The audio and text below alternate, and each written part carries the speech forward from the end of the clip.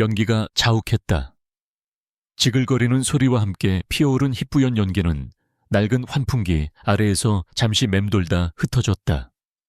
고기 익는 냄새, 양념 타는 냄새, 그리고 수많은 사람들의 땀 냄새가 뒤섞여 광장시장 특유의 생명력 넘치는 공기를 만들어냈다. 소음은 끊이지 않았다.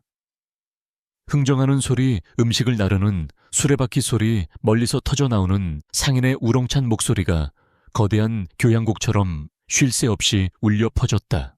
강지훈은 그 소음의 일부였다. 그는 10년 넘게 시장의 한 귀퉁이에서 묵묵히 고기꼬치를 구워왔다. 그의 손은 기계처럼 정확하고 군더더기 없었다. 미리 재워둔 고기를 꼬치에 꿰고 뜨겁게 달궈진 석쇠 위에 올리고 적절한 순간에 뒤집고 마지막으로 비법 소스를 바르는 일련의 과정은 마치 의식과도 같았다. 그의 눈은 언제나 석쇠 위에 고정되어 있었고 표정은 거의 변화가 없었다. 숯불의 열기에도 한여름의 찜통 더위에도 한겨울의 칼바람에도 그는 늘 같은 모습이었다. 시장의 상인들에게 그는 그저 강씨였다. 말이 없고 성실한 사람.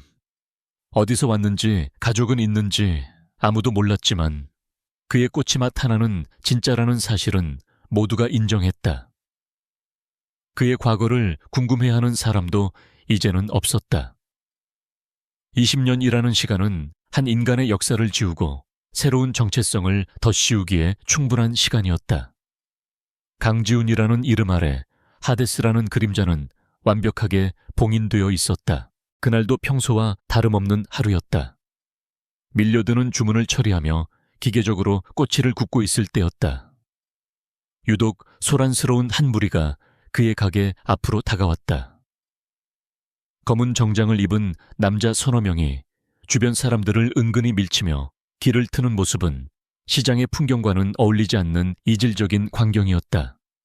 그리고 그들 사이에 한 여자가 서 있었다. 강지훈의 시선이 무심코 그녀에게 향했다.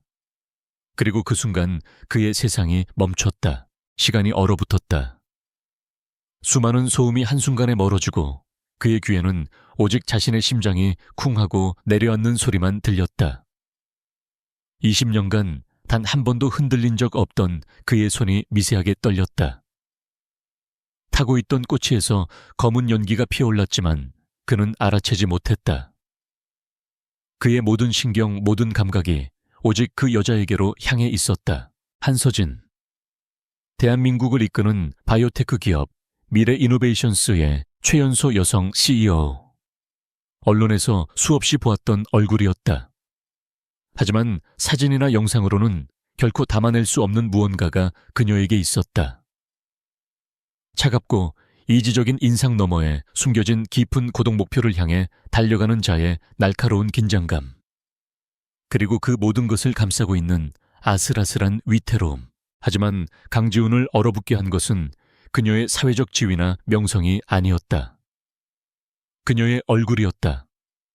날렵한 턱선, 굳게 담은 입술, 그리고 무심한 듯. 타면서도 모든 것을 꿰뚫어 보는 듯. 듯한 깊은 눈매. 그것은 그의 기억 속에 박제된 채 20년간 매일 밤 그를 괴롭혔던 얼굴과 놀랍도록 닮아 있었다. 윤서연, 그의 파트너이자 그의 연인이었던 여자. 20년 전 비 내리는 부둣가에서 그의 품에 안겨 차갑게 식어가던 그녀. 마지막 순간까지 그의 이름을 불렀던 목소리, 초점을 잃어가던 눈동자. 그 모든 것이 칼날이 되어 그의 심장을 후벼 팠다. 그는 그날 죽었다. 하데스는 죽었고 강지훈이라는 껍데기만 남아 이곳 시장 바닥에서 숨만 쉬고 있었다. 여기 꼬치 5개만 주세요. 차가우면서도 맑은 목소리가 그의 귓가에 파고들었다. 한서진이 그를 보고 있었다. 그녀의 시선은 그의 낡은 옷차림과 기름때 낀 앞치마를 지나 그의 얼굴에 잠시 머물렀다. 강지훈은 황급히 고개를 숙였다. 그녀와 눈을 마주칠 수 없었다. 이성은 그녀가 윤서연이 아니라는 것을 알고 있었지만 20년간 억눌러왔던 감정의 파도는 이성의 둑을 무너뜨릴 기세로 세차게 몰아쳤다. 그는 애써 떨리는 손을 진정시키며 새 꼬치를 석쇠에 올렸다. 지글거리는 소리가 다시 현실감을 되찾아 주었다. 그는 아무 말 없이 꼬치를 굽는 데만 집중했다. 그녀에 대한 갈망 죽은 연인에 대한 그리움, 그리고 그 모든 것을 앗아간 자에 대한 증오가 뒤섞여 그의 내면을 휘저었다. 20년 동안 여자는 물론 그 어떤 인간과도 깊은 관계를 맺지 않았다. 감정의 교류는 곧 약점이라는 것을 뼈저리게 깨달았기 때문이었다. 그런데 지금 단 한 번의 눈 마주침으로 그 모든 결심이 모래성처럼 허물어지고 있었다. 제옥이요. 한서진의 목소리가 다시 들렸다.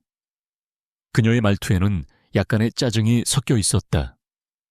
강지훈이 고개를 들자 그녀는 타버린 꼬치를 턱으로 가리켰다. 이건 못 먹겠는데요. 그제야 강지훈은 자신이 방금 구운 꼬치들이 새까맣게 타버린 것을 발견했다. 그의 인생에서 단 한 번도 없었던 실수였다. 그는 짧게 죄송합니다라고 말하며 타버린 꼬치를 쓰레기통에 던져버리고 다시 능숙하게 새 꼬치를 굽기 시작했다. 그의 침착한 대응에 한서진은 더 이상 아무 말도 하지 않고 기다렸다. 그녀의 날카로운 눈이 그의 손과 얼굴을 번갈아 뜯어보듯 관찰했다. 뭔가 다른 점을 느꼈지만 그것이 무엇인지는 알 수 없었다. 바로 그 순간이었다. 평생을 어둠 속에서 살아온 그의 감각이 날카로운 경고음을 울렸다. 위험. 그의 시선은 한서진에게 고정된 채였지만 그의 의식은 주변의 모든 것을 샅샅이 훑고 있었다. 인파 속에 섞여 있는 위화감의 정체. 그것은 한두 명이 아니었다. 맞은편 떡볶이 가게에서 음식을 먹는 척하며 이쪽을 주시하는 남자, 조금 떨어진 곳에서 신문을 보는 척하며 망을 보는 남자, 그리고 한서진의 뒤쪽에서 천천히 거리를 좁혀오는 또 다른 남자. 그들은 일반인이 아니었다. 움직임 시선 처리, 주변 환경에 녹아드는 방식까지 모든 것이 훈련된 자들의 것이었다. 그들은 한서진을 둘러싸고 있었다. 그녀를 보호하는 검은 정장의 경호원들은 이 사실을 전혀 눈치채지 못하고 있었다. 그들은 눈에 보이는 위협에만 익숙할 뿐 그림자처럼 스며드는 진짜 위협을 감지할 능력이 없었다. 강지훈의 피가 차갑게 식었다. 저들의 목표는 한서진이었다. 단순한 스토커나 강도가 아니었다. 저들은 전문가였다. 그렇다면 배후가 있다는 뜻이다. 한서진 같은 거물을 노릴 만한 배후. 그의 머릿속에 불현듯 한 이름이 떠올랐다. 최태석. 20년 전 그 작전을 실패로 이끌고 윤서연을 죽음으로 몰아넣은 배후. 모든 증거가 그를 가리켰지만 교묘하게 법망을 빠져나가고 오히려 거대 기업 태산그룹의 회장으로 승승장구한 악마. 강지훈은 그를 잊은 적이 없었다. 다만 복수를 포기했을 뿐이었다. 복수는 또 다른 피를 부르고 결국 자신마저 파멸시킬 것이라는 것을 알았기 때문이었다. 그는 윤서연의 무덤 앞에서 복수 대신 속죄의 삶을 살겠다고 맹세했었다. 그런데 왜 하필 지금 최태석의 그림자가 한서진의 주위를 맴돌고 있는 것인가? 단지 그녀가 죽은 서연과 닮았다는 이유만으로 20년간 잠들어 있던 그의 본능이 깨어난 것이 아니었다. 운명은 잔인한 우연을 가장하여 그를 다시 싸움터로 끌어들이고 있었다. 새꼬치가 맛있게 익어갔다. 그는 마지막으로 소스를 바르며 한서진의 경호원으로 보이는 남자에게 나지막이 말했다. 오른쪽 3시 방향 떡볶이 가게. 검은 모자. 그리고 뒤쪽 7시 방향 노란 점퍼. 둘 다 당신들 사람 아니지. 경호원의 얼굴에 의아함과 경계심이 동시에 떠올랐다. 그는 꼬치 장수의 말을 무시하려 했지만 그의 눈빛에 담긴 서늘한 확신에 저도 모르게 시선을 돌렸다. 그리고 그의 얼굴이 굳어졌다. 강지훈이 말한 인물들은 분명 일반인과는 다른 분위기를 풍기고 있었다. 경호 책임자로 보이는 남자가 즉시 귓속의 무정이에 무언가 속삭이기 시작했다. 강지훈은 포장된 꼬치를 한서진에게 건넸다. 받으세요. 돈은 안 받겠습니다. 태운 값입니다. 한서진은 잠시 망설이다 꼬치를 받아들었다. 그녀의 경호원들이 갑자기 긴장하며 그녀를 둘러싸는 것을 보며 상황이 심상치 않음을 직감했다. 그녀의 시선이 다시 강지훈에게 향했다. 그는 이미 고개를 돌려 다시 꼬치를 굽고 있었다. 방금 전의 경고가 마치 환상이었던 것처럼 그는 다시 평범한 시장 상인으로 돌아가 있었다. 가시죠, 대표님. 이곳은 위험합니다. 경호원들의 재촉에 한서진은 어쩔 수 없이 발걸음을 옮겼다. 그녀는 몇 걸음 가다가 뒤를 돌아보았다. 숯불 연기 너머로 보이는 남자의 넓은 등이 왠지 모르게 눈에 밟혔다. 평범한 듯 보였지만 그에게서는 시장과 어울리지 않는 깊고 서늘한 고독의 그림자가 느껴졌다. 그리고 그 그림자는 이상하게도 낯설지 않았다. 한서진 일행이 시장을 빠져나가자 그들을 노리던 그림자들도 조용히 흩어졌다. 아마도 계획이 노출되었다고 판단했을 것이다. 강지훈은 그들이 사라지는 것을 끝까지 확인하고 나서야 비로소 참았던 숨을 내쉬었다. 그의 등은 식은땀으로 축축했다. 단 몇 분 사이에 그의 20년이 송두리째 흔들렸다. 그는 다시 하데스가 되고 싶지 않았다. 피와 죽음의 세계로 돌아가고 싶지 않았다. 하지만 한서진의 얼굴, 그녀를 향한 억누를 수 없는 갈망, 그리고 그녀를 위협하는 최태석의 그림자가 그를 놓아주지 않았다. 그는 윤소연을 지키지 못했다. 그 죄책감은 20년이 지난 지금도 그의 영혼을 갉아먹는 독이었다. 그런데 이제 운명은 그에게 똑같은 얼굴을 한 여자를 보내 다시 한번 시험에 들게 하고 있었다. 이번에도 외면한다면 그는 평생 자신을 용서할 수 없을 것이다. 해가 저물고 시장에 어둠이 내리기 시작했다. 강지훈은 묵묵히 가게를 정리했다. 그의 마음속에서는 거센 폭풍이 휘몰아치고 있었다. 그는 휴대폰을 꺼내 먼지 쌓인 주소록에서 아주 오래된 번호를 찾아냈다. 전화를 걸자 신호음이 몇 번 울리고 나서야 잠에 잠긴 듯한 목소리가 들려왔다. 여보세요? 나다고 반장. 수화기 너머에서 잠시 침묵이 흘렀다. 그리고 이내 믿을 수 없다는 듯한 목소리가 다급하게 되물었다. 강지훈, 너 살아있었어. 미래의 이노베이션스 한서진 대표, 그리고 태산그룹 최태석 회장. 두 사람에 대해 아는 것 전부 알려줘. 특히 최태석이 요즘 무슨 짓을 하고 다니는지. 20년간의 침묵을 깨고 광장시장의 유령이 다시 세상 밖으로 걸어 나오려 하고 있었다. 그의 손에는 더 이상 고깃꼬치가 아닌 보이지 않는 복수의 칼날이 들려 있었다. 한 여자를 향한 억누를 수 없는 갈망이 결국 잠들어 있던 전설을 깨운 것이다. 서울의 스카이라인은 차갑고 날카로웠다. 유리와 강철로 이루어진 거대한 탑들이 잿빛 하늘을 찌를 듯 솟아 있었다. 그 중에서도 가장 높고 빛나는 건물 미래 이노베이션스 타워의 최상층은 구름과 맞닿아 있었다. 한서진의 집무실은 도시 전체를 발 아래에 둔 채 고요한 왕국처럼 존재했다. 통유리창 너머로 펼쳐진 풍경은 성공의 증거이자 고독의 상징이었다. 한서진은 거대한 원목 책상에 앉아 태블릿 화면을 응시하고 있었다. 그녀의 미간에는 가는 주름이 잡혀 있었고 평소의 냉철함을 유지하려 애쓰는 기색이 역력했다. 화면에는 복잡한 데이터와 코드들이 폭포수처럼 흘러내리고 있었다. 보안 팀장이 굳은 얼굴로 보고를 이어갔다. 단순한 해킹 시도가 아니었습니다, 대표님. 범인들은 저희의 3중 방화벽을 마치 종이장처럼 뚫고 들어왔습니다. 목표는 명확했습니다. 현재 개발 중인 신약 프로메테스의 핵심 연구 데이터였습니다. 그래서 데이터는 유출됐나? 한서진의 목소리는 낮고 차분했지만 그 안에는 강철 같은 긴장감이 서려 있었다. 아닙니다.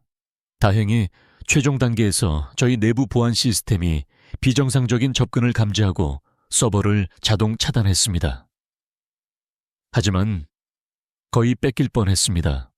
놈들은 저희 시스템의 취약점을 너무나도 정확하게 알고 있었습니다. 내부 조력자가 없다면 불가능한 일입니다. 회의실의 공기가 무겁게 가라앉았다. 임원들의 얼굴에 불안감이 스쳤다. 내부 조력자.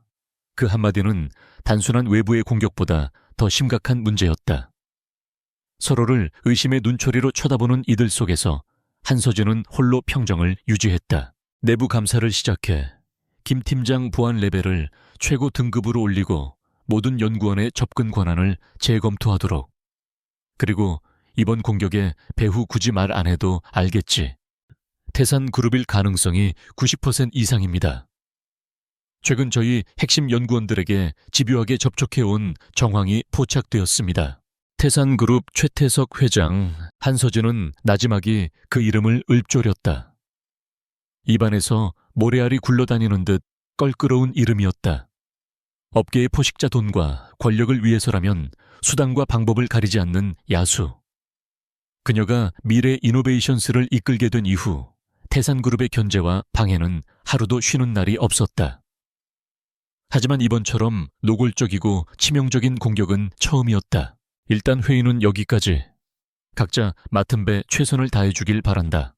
그녀가 회의 종료를 선언하자 임원들은 하나둘 자리에서 일어났다. 그들의 뒷모습을 보며 한서진은 깊은 피로감을 느꼈다. 누가 아군이고 누가 적인지 알 수 없는 전쟁터. 이것이 그녀의 일상이었다. 문득 며칠 전 시장에서 마주쳤던 한 남자의 얼굴이 떠올랐다. 숯불 연기 속에서 묵묵히 꼬치를 굽던 무뚝뚝한 남자. 그의 눈빛에 담겨있던 깊이를 알 수 없는 감정. 그리고 그녀의 경호원에게 속삭였던 섬뜩한 경고까지. 그때의 긴장감이 다시금 그녀의 등골을 서늘하게 했다. 그녀는 고개를 저으며 쓸데없는 생각이라 치부했다. 지금은 감상에 젖어 있을 때가 아니었다. 그 시각 도시의 반대편 낡고 허름한 오피스텔에서는 강지훈이 담배 연기를 길게 뿜어내고 있었다. 그의 앞에는 낡은 노트북이 펼쳐져 있었고 스피커폰으로 연결된 전화기에서는 거친 목소리가 흘러나오고 있었다. 그래서 죽은 놈이 20년 만에 전화를 해서 대뜸한다는 소리가 고작 그거냐. 한서진이랑 최태석, 흥신소를 운영하는 고상철 반장의 목소리였다. 그는 한때 강지훈과 생사를 함께했던 동료였지만 지금은 세월의 먼지를 뒤집어 쓴 채 뒷골목의 정보상으로 살아가고 있었다. 상황이 복잡해. 당신 도움이 필요해. 복잡하. 강지훈 네가 얽히는 일치고 복잡하지 않은 게 있었나. 난 네 장례식에도 갔던 사람이야. 위패에 절까지 했다고. 그런데 이제 와서 나타나 최태석을 들쑤셔 제정신이야. 고 반장의 목소리에는 분노와 함께 깊은 우려가 섞여 있었다. 최태석이 그 여자를 노리고 있어. 한서진 대표 말인가? 그 여자 요즘 언론에 자주 나오더군. 대단한 여자지. 근데 그게 너랑 무슨 상관인데. 설마. 고 반장은 말끝을 흐렸다. 그 역시 과거의 사건을 똑똑히 기억하고 있었다. 강지훈의 연인 윤서연의 사진을 본 적이 있는 그였다. 그래, 닮았어. 아주 많이. 강지훈의 짧은 대답에 고 반장은 깊은 한숨을 내쉬었다. 미친놈. 너 아직도 그 일에서 못 벗어났구나. 지훈아, 그건 내 탓이 아니었어. 그 작전은 처음부터 최태석이 파놓은 함정이었잖아. 우리 모두가 속았던 거라고. 그래서 이번엔 막아야겠어. 더 이상은 안 돼. 강지훈의 목소리는 단호했다. 20년간 묻어두었던 감정이 아니었다. 그것은 오랜 시간 숯불 아래에서 단련된 강철 같은 의지였다. 네, 알았다. 뭘 원하는데. 결국 고 반장은 백기를 들었다. 그는 강지훈의 성격을 잘 알았다. 한번 결심하면 절대 굽히지 않는다는 것을. 그리고 그에게는 강지훈의 목숨을 빚진 과거가 있었다. 어제 광장시장에 나타났던 놈들부터 알아봐줘. 그리고 최근 최태석의 자금 흐름, 특히 해외 계좌 쪽으로. 마지막으로 미래 이노베이션스 내부 정보 태산 쪽에 정보를 넘기는 쥐새끼가 분명히 있을 거야. 야, 이건 흥신소 일이 아니라 국정원에서나 할 일이잖아. 나 혼자서 이걸 어떻게 다 해. 당신이라면 할 수 있어. 강지훈의 말에는 고 반장에 대한 절대적인 신뢰가 담겨 있었다. 전화기 너머로 한동안 침묵이 흘렀다. 이윽고 체념한 듯한 목소리가 들려왔다. 알았다, 알았어. 이 늙은이 뼈 빠지게 일 한번 해보지. 대신 조건이 있어. 절대 네 정체 드러내지 마. 너는 죽은 사람이야. 하데스는 이 세상에 없다고. 만약 최태석이 네가 살아있다는 걸 알게 되면 그땐 한서진뿐만 아니라 너도 죽어. 알고 있어. 전화가 끊겼다. 강지훈은 타들어가는 담배를 재떨이에 비벼 껐다. 창밖으로 보이는 도시의 야경은 화려했지만 그 불빛 아래에서는 수많은 음모와 욕망이 독버섯처럼 자라나고 있었다. 그는 더 이상 시장의 평범한 상인 강씨가 아니었다. 그는 다시 어둠 속의 사냥꾼 하데스가 되어야만 했다. 며칠 사이 한서진을 향한 압박은 더욱 거세졌다. 프로메테스 프로젝트의 핵심 연구원 중 한 명이 출근길에 의문의 교통사고를 당해 중상을 입었다. 경찰은 단순 과실로 결론 내렸지만 보안팀장 김민준의 생각은 달랐다. 이건 명백한 경고입니다, 대표님. 사고를 낸 트럭 운전사는 대포차를 이용했고 사고 직후 종적을 감췄습니다. 전문적인 솜씨입니다. 김민준은 유능한 군 장교 출신으로 한서진의 부친이 직접 발탁한 인재였다. 그는 언제나 냉정하고 이성적이었지만 그의 눈빛은 전에 없이 심각했다. 태산의 지시라는 증거는 있나? 물론 증거는 남기지 않았습니다. 하지만 다친 박 연구원 최근 태산 측으로부터 집요한 이직 제안을 받아왔습니다. 거액의 연봉과 파격적인 대우를 약속했지만 박 연구원이 모두 거절하자 이런 일이 벌어진 겁니다. 한서진은 입술을 깨물었다. 이제 단순한 기업 경쟁이 아니었다. 인명을 위협하는 명백한 범죄였다. 그녀는 처음으로 진짜 공포를 느꼈다. 철옹성 같았던 그녀의 세계에 보이지 않는 균열이 생기기 시작했다. 그녀는 법과 시스템을 믿었다. 하지만 그녀의 적은 그 법과 시스템 위에서 노는 자였다. 그날 밤 퇴근하던 그녀의 차에 또 다른 이상이 발생했다.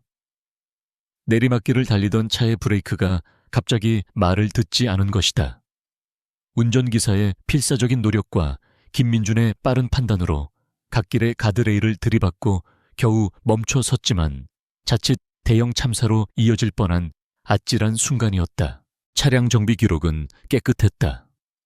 하지만 김민준은 사고 차량의 브레이크 오일 호스에서 아주 미세하게 절단된 흔적을 발견했다. 누군가 의도적으로 손을 댄 것이 분명했다. 대표님, 더 이상은 안 됩니다. 당분간 모든 외부 일정을 취소하시고 안전가옥으로 거처를 옮기셔야 합니다.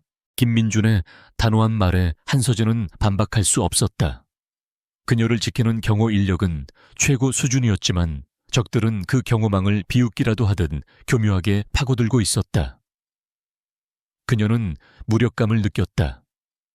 거대한 기업을 이끄는 CEO였지만 정작 자기 자신의 목숨 하나 지키기 힘든 연약한 존재에 불과했다. 그녀는 다시 한번 시장의 그 남자를 떠올렸다. 그의 경고는 현실이 되었다. 어쩌면 그는 이 모든 것을 처음부터 알고 있었던 게 아닐까 하지만 그는 대체 누구일까? 평범한 꽃이 장수가 어떻게 이런 전문적인 위협을 감지할 수 있었을까?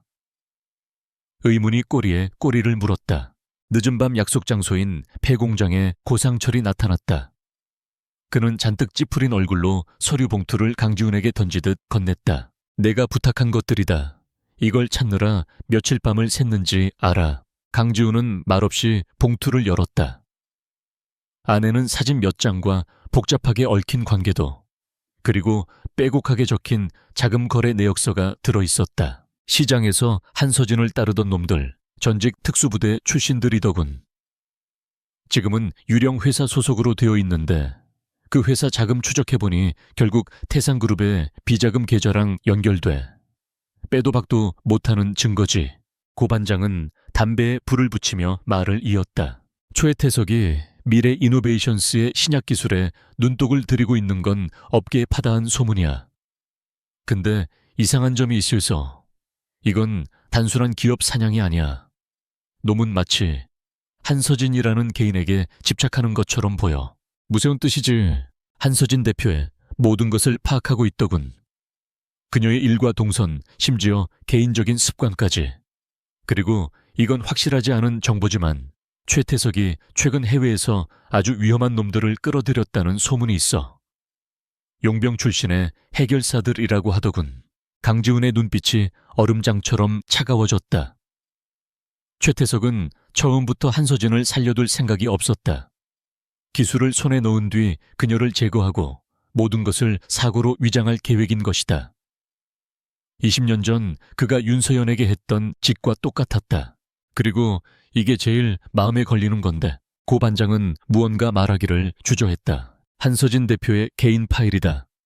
그녀의 부모님은 15년 전 비행기 사고로 돌아가셨지. 공식적인 사고 원인은 기체 결함이었어. 그런데 그 당시 그 비행기의 항공정비를 담당했던 회사가 태산그룹의 자회사였더군. 강지훈의 주먹이 분노로 하얗게 굳어졌다. 모든 조각이 맞춰지고 있었다.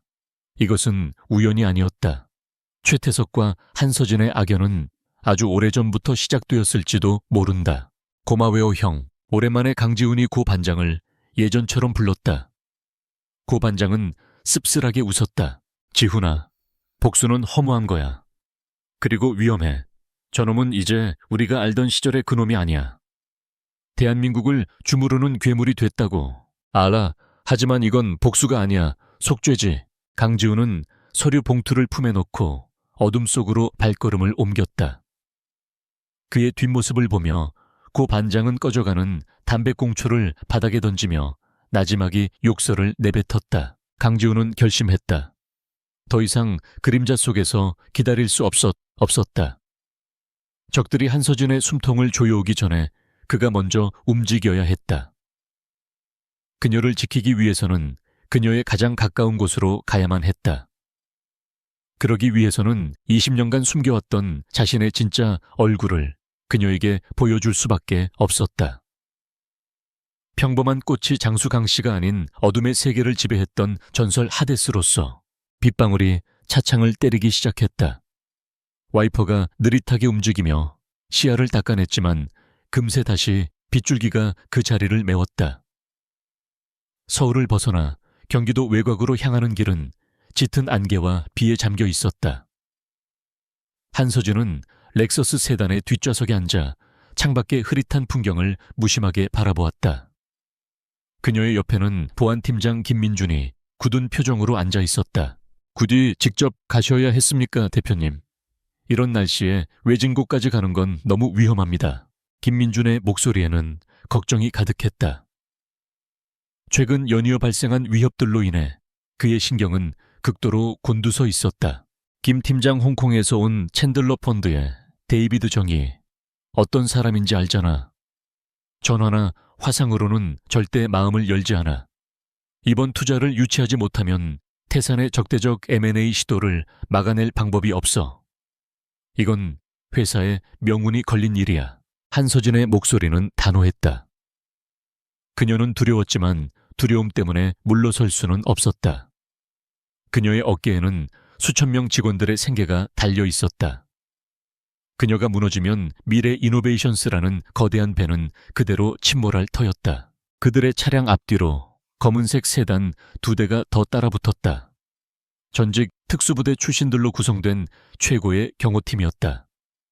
하지만 한서진은 그 철통 같은 경호 속에서도 보이지 않는 위협의 시선을 느끼며 불안감을 떨칠 수 없었다. 같은 시각 그들로부터 약 200m 떨어진 후방에서 한 대의 검은색 바이크가 비를 맞으며 질주하고 있었다.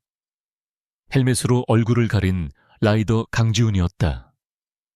그는 시장에서 입던 허름한 옷 대신 움직임이 편한 검은색 아웃도어, 재킷과 카고 팬츠 차림이었다.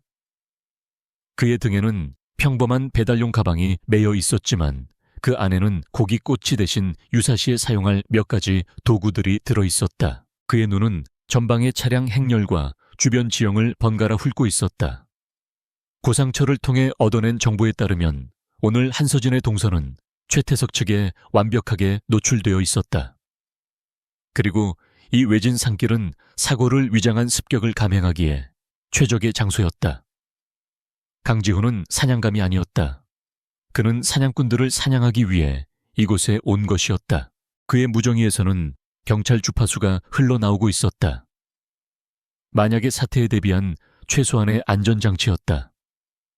하지만 그는 경찰이 도착하기 전에 모든 것이 끝날 것이라는 사실을 알고 있었다.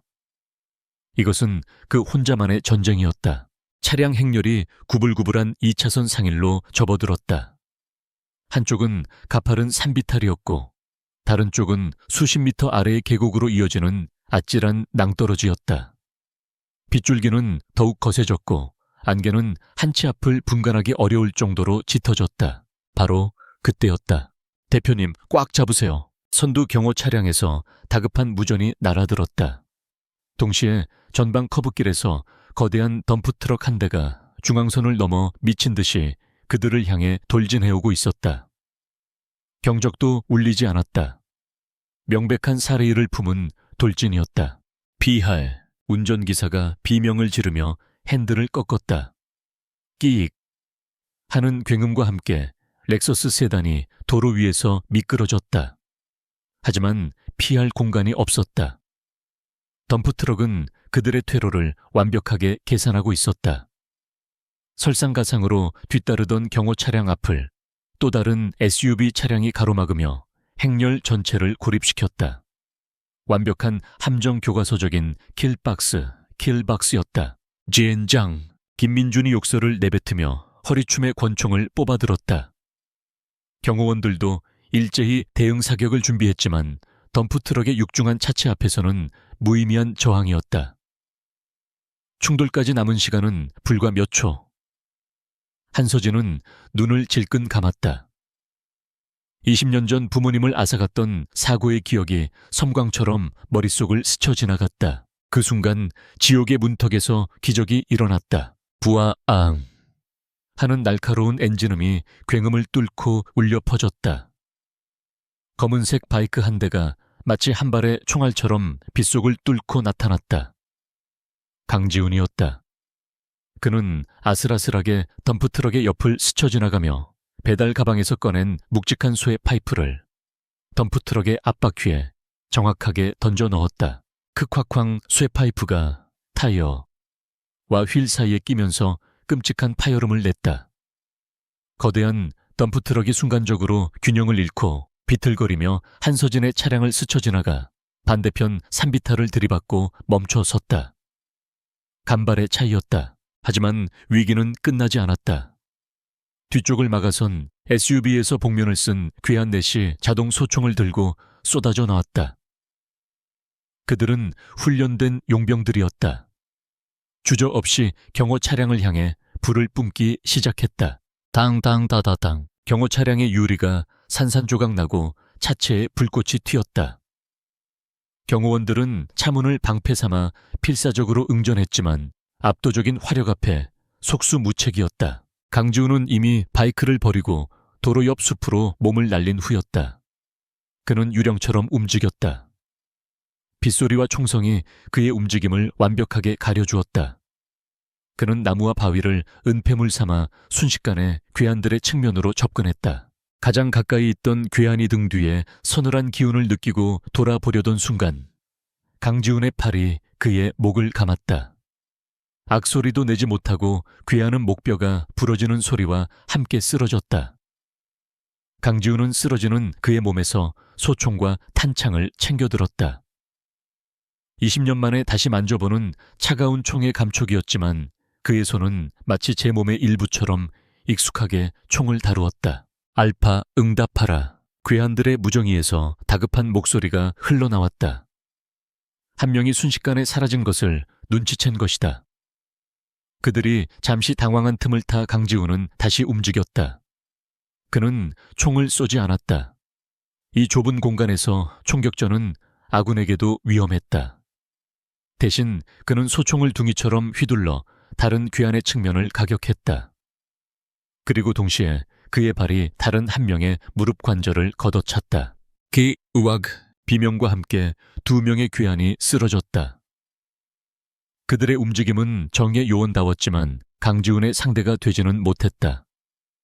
강지훈의 싸움은 기술의 영역을 넘어선 예술의 경지였다. 상대의 모든 움직임을 예측하고 가장 최소한의 동작으로 가장 치명적인 결과를 만들어내는 것. 그것이 바로 하데스의 방식이었다. 마지막 남은 괴한이 공포에 질려 그에게 총구를 돌렸다.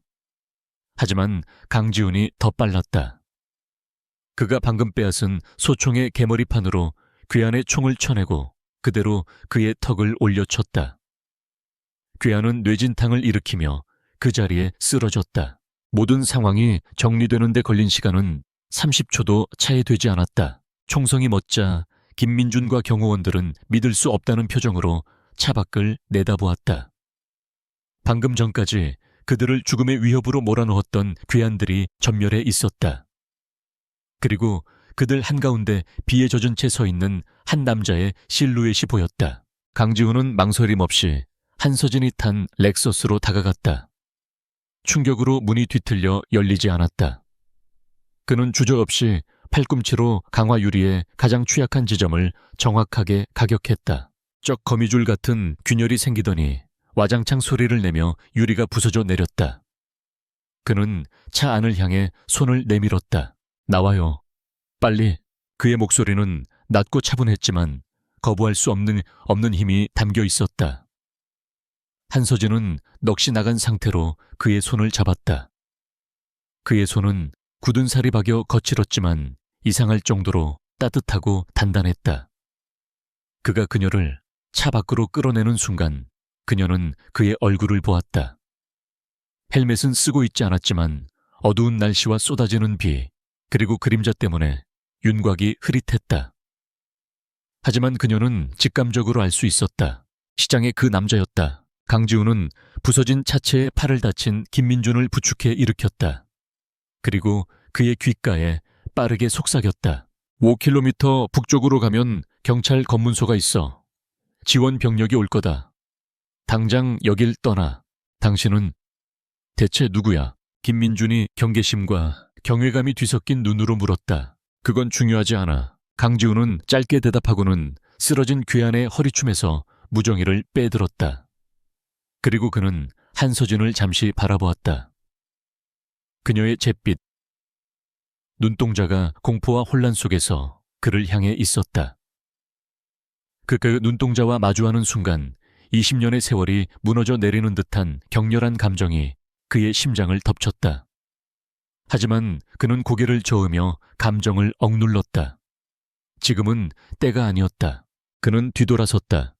그리고 다시 빗속의 어둠 속으로 숲속으로 몸을 던졌다. 마치 처음부터 그곳에 없었던 사람처럼 흔적도 없이 사라졌다.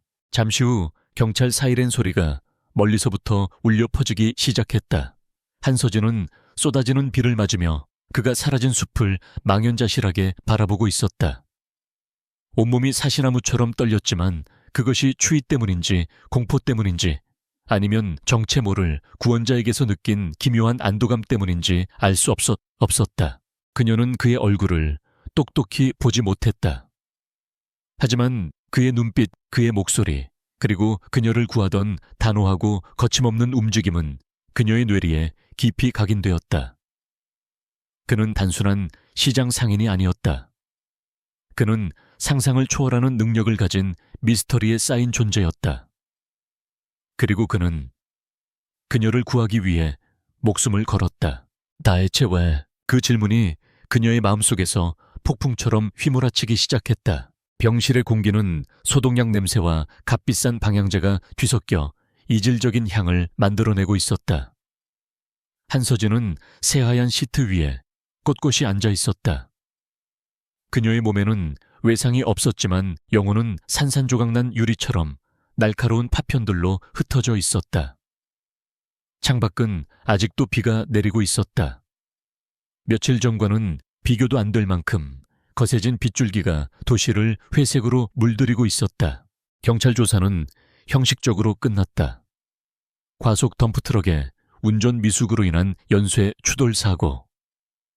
현장에서 발견된 괴한들은 불법 체류자 신분의 폭력 조직원으로 잠정 결론 났다. 그들의 배후를 캐물었지만 돌아온 것은 수사 중이라는 판에 박힌 대답뿐이었다. 한서진은 알고 있었다. 거대한 손이 모든 증거를 지우고 진실을 덮어버리고 있다는 것을.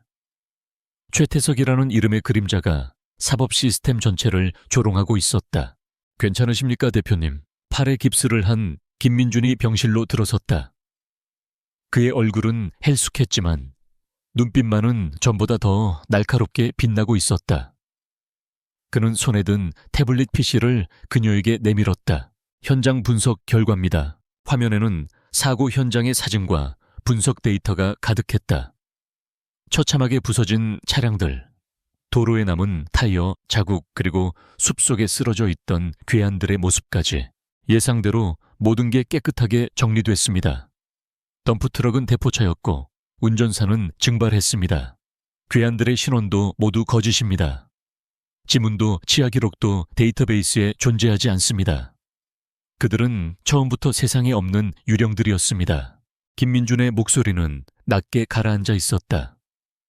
유능한 군인이자 보안 전문가로서의 그의 자존심은 산산조각 나 있었다. 적들은 그의 예상을 뛰어넘는 수준이었다. 하지만 이상한 점이 있습니다.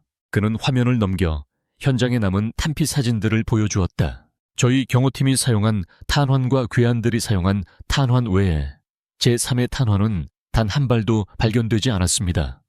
그 말은 그 남자는 총을 단 한 발도 쏘지 않고 맨몸으로 자동소총으로 무장한 용병 넷을 제압했다는 뜻이 됩니다. 김민준의 목소리에 경외감마저 서려 있었다. 그는 그날의 광경을 잊을 수 없었다.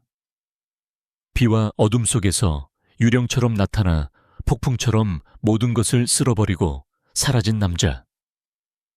그의 움직임 하나하나는 인간의 한계를 넘어선 것처럼 보였다. 그는 싸운 게 아니었습니다. 해체했습니다. 마치 고장난 기계를 분해하듯 한치의 망설임이나 오차도 없이 적들의 급소와 관절만을 정확하게 노렸습니다. 제가 군에서 배운 그 어떤 격투 기술과도 달랐습니다. 오직 상대를 가장 빠르고 효율적으로 무력화시키는 데에만 집중된 살인 기술 그 자체였습니다. 한서진은 마른 침을 삼켰다. 김민준의 증언은 그녀가 느꼈던 막연한 공포와 경이로움의 실체를 확인시켜 주었다. 그녀는 눈을 감고 그 순간을 다시 떠올렸다. 차창을 부수던 단단한 팔꿈치, 그녀를 끌어내던 거친 손, 그리고 혼돈 속에서도 흔들림 없던 그의 차분한 목소리. 그 남자를 찾아야겠어요. 그녀가 조용히 하지만 단호하게 말했다. 광장시장의 그 꼬치 장수. 무슨 수를 써서라도 그를 찾아내세요. 회사의 모든 자원을 동원해요. 그는 단순한 목격자가 아니야. 그는 이 모든 일의 핵심에 있어. 어쩌면 유일한 희망일지도 몰라. 김민준은 잠시 망설였다. 정체불명의 인물을 수색하는 것은 위험한 일이었다. 하지만 그는 한서진의 눈에서 결코 꺾이지 않을 의지를 보았다. 그녀는 더 이상 무력한 피해자로만 남아있지 않을 작정이었다. 알겠습니다, 대표님. 즉시 시작하겠습니다. 김민준이 병실을 나간 후 한서진은 홀로 남아 생각에 잠겼다. 그는 왜 자신을 구했을까? 그의 정체는 무엇일까? 그리고 그는 왜 최태석의 위협을 미리 알고 있었을까? 수많은 질문들이 그녀의 머릿속을 맴돌았다. 그를 향한 감정은 단순한 호기심을 넘어 생존을 위한 절박함으로 변해가고 있었다. 도시의 가장 낡고 어두운 구역 버려진 건물들 사이로 스며드는 빗소리만이 유일한 소음인 곳. 강지우는 자신의 은신처인 낡은 아파트 바닥에 앉아 있었다. 그는 상의를 벗은 채 어깨에 박힌 파편을 소독된 칼끝으로 조심스럽게 빼내고 있었다. 격투 중에 스친 차량의 파편이었다. 깊지는 않았지만 방치하면 덧날 상처였다. 그는 고통스러운 신음 한 번 내지 않고 묵묵히 상처를 치료했다. 그의 등과 가슴에는 과거의 흔적들이 훈장처럼 새겨져 있었다. 오래된 총상 깊게 펜 칼자국, 그리고 정체를 알 수 없는 흉터들. 그 하나하나가 죽음의 문턱을 넘나들었던 과거를 증명하고 있었다. 그의 앞에는 그날 현장에서 빼앗은 무정이가 놓여 있었다. 그는 주파수를 맞춰 도청을 계속하고 있었다. 알파팀 응답 없다. 전원 손실된 것으로 추정. 제기랄 현장에 누가 있었던 거지? 경찰이었나? 아니, 경찰의 움직임은 없었다. 정체불명의 제3자다. 단독 행동으로 보인다.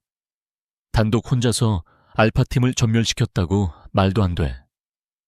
고객께서 경로하셨다. 이번 실패에 대한 책임을 물을 거다. 즉시 2차 팀을 준비시켜. 이번엔 절대 실패는 없다. 목표를 제거하고 흔적도 남기지 마. 강지훈은 차갑게 눈을 감았다. 고객, 바로 최태석이었다. 1차 팀의 실패에 분노한 그는 더욱 잔혹하고 강력한 다음 카드를 준비하고 있었다. 이것이 바로 최태석의 방식이었다. 한번 정한 목표는 절대 포기하지 않고 실패하면 더 큰 힘으로 상대를 짓눌러 버리는 것. 무정의에서 흘러나오는 용병들의 대화, 그들의 전문 용어와 작전 프로토콜은 강지훈의 기억을 20년 전에 그날로 되돌려 놓았다. 비가 쏟아지던 항구, 그의 옆에는 서연이 있었다. 그들 역시 최태석의 비리 증거를 확보하기 위한 비밀 작전 중이었다. 모든 것이 완벽하다고 생각했다. 하지만 그것은 함정이었다. 약속 장소에 나타난 것은 정보원이 아닌 중무장한 적들이었다. 어디선가 정보가 샌 것이다. 지훈 씨 함정이야. 서연의 외침과 동시에 총탄이 빗발쳤다. 그는 서연을 감싸 안고 컨테이너 뒤로 몸을 숨겼다. 지원 병력은 오지 않았다. 그들은 처음부터 버림받은 패였다. 내가 엄호할게. 당신은 먼저 빠져나가. 그는 그렇게 외쳤지만 서연은 그의 곁을 떠나지 않았다. 그녀 역시 최고의 요원이었다. 두 사람은 절망적인 상황 속에서 함께 싸웠다. 하지만 적들의 수는 너무 많았다. 결국 한 발의 총탄이 서연의 복부를 꿰뚫었다. 새어연아, 그의 절규는 빗소리와 총성에 묻혔다. 그는 쓰러지는 그녀를 끌어안고 미친 듯이 응사하며 퇴로를 확보했다. 하지만 너무 늦었다. 그의 품에 안긴 그녀의 몸은 점점 차갑게 식어갔다. 미안해, 지훈 씨. 혼자 가게 해서. 미안. 그것이 그녀의 마지막 말이었다. 강지훈은 눈을 떴다. 과거의 고통이 현재의 분노와 뒤섞여 그의 심장을 태웠다. 최태석은 변하지 않았다. 20년 전이나 지금이나 그는 자신의 이익을 위해 타인의 목숨을 파리처럼 여기는 악마였다. 그리고 그는 똑같은 방식으로 한서진의 목숨을 노리고 있었다. 그는 깨달았다. 멀리서 그녀를 지켜보는 것만으로는 부족하다. 김민준의 경호팀은 유능하지만 최태석이 보낼 2차 팀을 상대하기에는 역부족일 것이다. 적들은 이제 경호망을 뚫는 수준이 아니라 경호망 자체를 파괴하려 들 것이다. 그가 그녀를 지킬 수 있는 유일한 방법은 그녀의 가장 가까이로 가는 것뿐이다. 총알이 날아오면 그가 대신 막아설 수 있는 거리. 폭탄이 터지면 그가 그녀를 감싸 안을 수 있는 거리. 그는 결심을 굳혔다. 더 이상 광장시장의 유령으로 숨어 살 수 없었다. 그는 한서진에게 다가가야만 했다. 하지만 어떻게 갑자기 나타나 내가 당신을 지켜주겠다고 말할 수는 없는 노릇이었다. 그녀는 그를 믿지 않을 것이고 오히려 경계하며 경찰에 신고할지도 모른다. 그에게는 기회가 필요했다. 그녀가 스스로 그를 찾게 만들, 혹은 그의 도움이 절실하게 필요하다고 느끼게 만들 결정적인 계기. 강지훈은 자리에서 일어났다. 그는 어둠이 내린 창문에 비친 자신의 모습을 바라보았다. 피곤에 지친 중년 남자의 얼굴, 기름때와 숯불 냄새가 밴 몸. 그 뒤로 20년간 잠들어 있던 냉혹한 암살자 하데스의 눈빛이 번뜩이고 있었다. 그는 두 개의 자아를 하나로 합쳐야 했다. 평범한 꽃이 장수의 얼굴을 하고 전설적인 그림자의 기술을 사용해야만 했다. 그는 치밀한 계획을 세우기 시작했다. 최태석의 다음 수를 예측하고 그보다 한 발 앞서 움직여야 했다. 그리고 그 움직임의 끝에 한서진과의 자연스러운 접근을 만들어내야만 했다. 이것은 더 이상 과거에 대한 속죄가 아니었다. 이것은 현재를 지키기 위한 전쟁이었다. 한 여인의 생존 그리고 자신의 망가진 영혼을 구원하기 위한 마지막 싸움이 이제 막 시작되고 있었다. 며칠이 흘렀다. 한서준은 자신의 펜트하우스에 갇힌 채 창살 없는 감옥살이를 하고 있었다. 회사의 모든 업무는 화상으로 처리했고 모든 외부 일정은 취소되었다. 김민준이 이끄는 경호팀이 24시간 근무를 애워쌌지만 그녀의 마음속 공포는 가시지 않았다. 그것은 외부의 위협 때문만이 아니었다. 자신을 구해준 의문의 남자가 연기처럼 사라져버렸기 때문이었다. 김민준의 보고는 절망적이었다. 광장시장의 가게는 문을 닫았습니다. 주변 상인들은 그가 며칠 전 짐을 싸서 떠났다고만 합니다. 행선지는 아무도 모릅니다. 강지훈, 그의 이름으로 등록된 주민정보은행 계좌 통신기록. 모든 것이 거짓이거나 차명 계좌였습니다. 그는 처음부터 존재하지 않는 유령이었습니다, 대표님. 유령. 그 단어가 한서진의 가슴에 차갑게 박혔다. 희망의 실마리라고 생각했던 존재가 다시 어둠 속으로 사라지자 그녀는 완전한 고립감에 휩싸였다. 적들은 어둠 속에 있고 유일한 아군일지도 모를 남자 역시 어둠 속에 있었다. 그녀가 모르는 사실이 있었다. 강지훈은 사라진 것이 아니었다. 그는 단지 무대를 옮겼을 뿐이다. 그는 자신의 낡은 은신처를 버리고 미래 이노베이션스 타워가 한눈에 내려다 보이는 맞은편의 허름한 건물 옥탑방의 새로운 거점을 마련했다. 그곳에서 그는 밤낮으로 망원 렌즈를 통해 타워의 모든 움직임을 감시하고 있었다. 그는 기다리고 있었다. 최태석의 2차 팀이 움직일 때를. 그들은 지난번과 같은 무식한 방법은 쓰지 않을 터였다. 더 교묘하고 더 치명적인 방법으로 한서진의 숨통을 조여올 것이 분명했다. 고상처를 통해 입수한 정보에 따르면 그들은 단순한 용병이 아닌 기업의 보안 시스템을 무력화시키는데 특화된 기술자이자 침투 전문가들이었다. 강지훈의 예측은 정확했다. 그는 최태석의 다음 목표가 미래 이노베이션스의 심장, 바로 중앙 서버실이 될 것이라고 확신했다. 프로메테스의 모든 데이터가 그곳에 있었다. 그곳을 장악하면 한서진을 협박할 가장 강력한 카드를 쥐게 되는 셈이었다. 그는 움직여야 했다.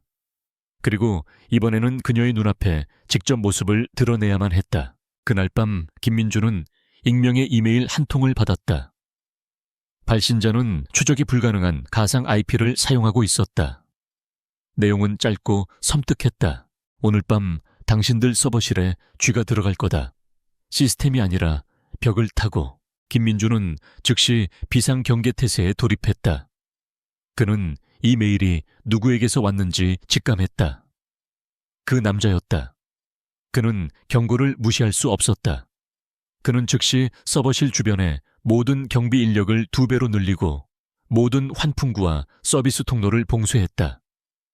하지만 그의 조치는 이미 적들의 예상 범위 안에 있었다. 자정이 넘은 시각, 미래 이노베이션스 타워의 지하 3층 주차장. 클린 마스터라는 청소 용역 업체, 유니폼을 입은 3명의 남자가 청소 카트를 밀며 나타났다. 그들은 자연스럽게 행동하며 보안 카메라를 향해 가볍게 목례까지 했다. 경비실에서도 아무런 의심을 하지 않았다. 정기적인 야간 방역 작업으로 사전 등록된 인원들이었기 때문이다. 하지만 그들은 청소부가 아니었다. 최태석이 고용한 2차 팀이었다.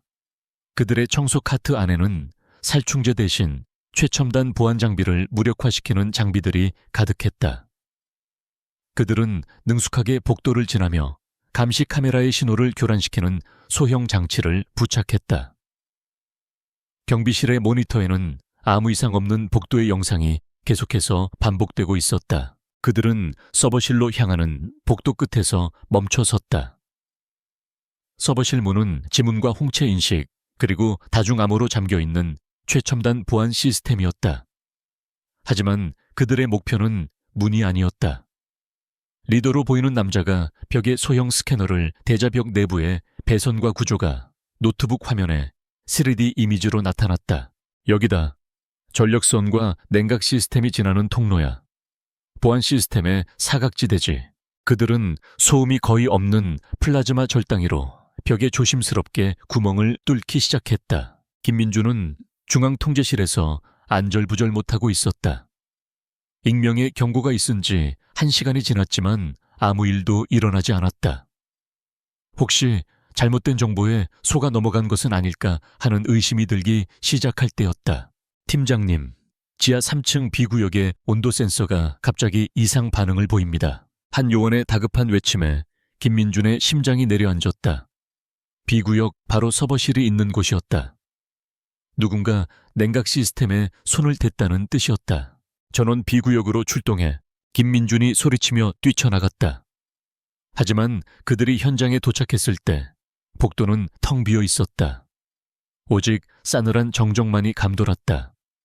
그 순간 서버실의 두꺼운 강철문이 안쪽에서부터 잠기는 소리가 들렸다. 놈들이 이미 안으로 침투한 것이다. 젠장 문을 열어. 요원들이 비상코드를 입력했지만 시스템은 먹통이었다.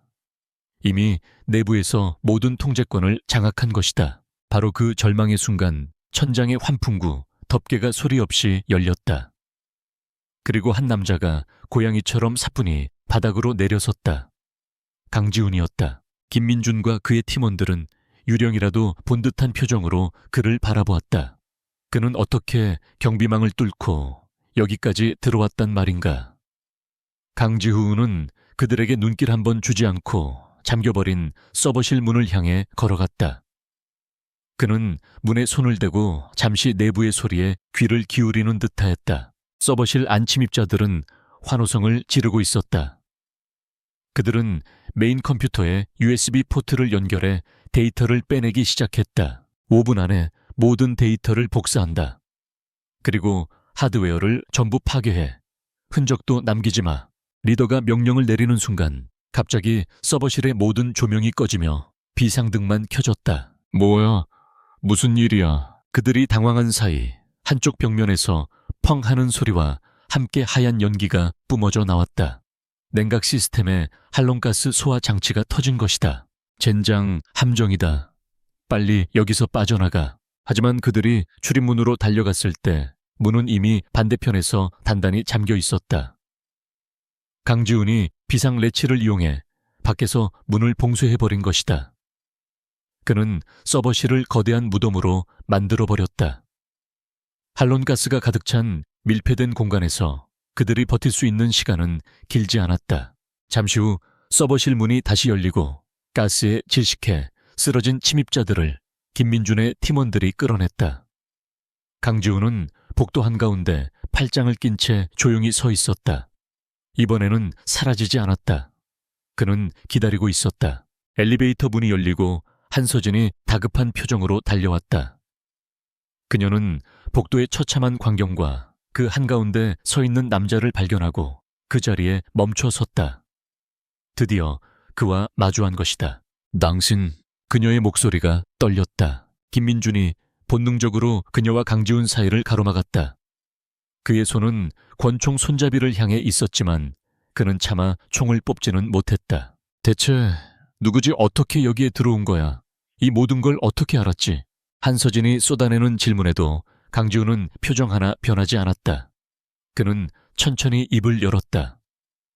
그의 목소리는 숯불 연기처럼 낮고 건조했다. 내가 누군지는 중요하지 않소. 어떻게 들어왔는지도. 중요한 건 저놈들이 다시 올 거라는 사실이지. 그는 쓰러진 침입자들을 턱으로 가리켰다. 이놈들은 꼬리에 불과해. 진짜 몸통은 당신이 죽어야만 멈출 거야. 당신의 경호팀은 유능하지만 그림자를 막을 순 없어. 그래서 뭘 원하는 거지? 돈이야.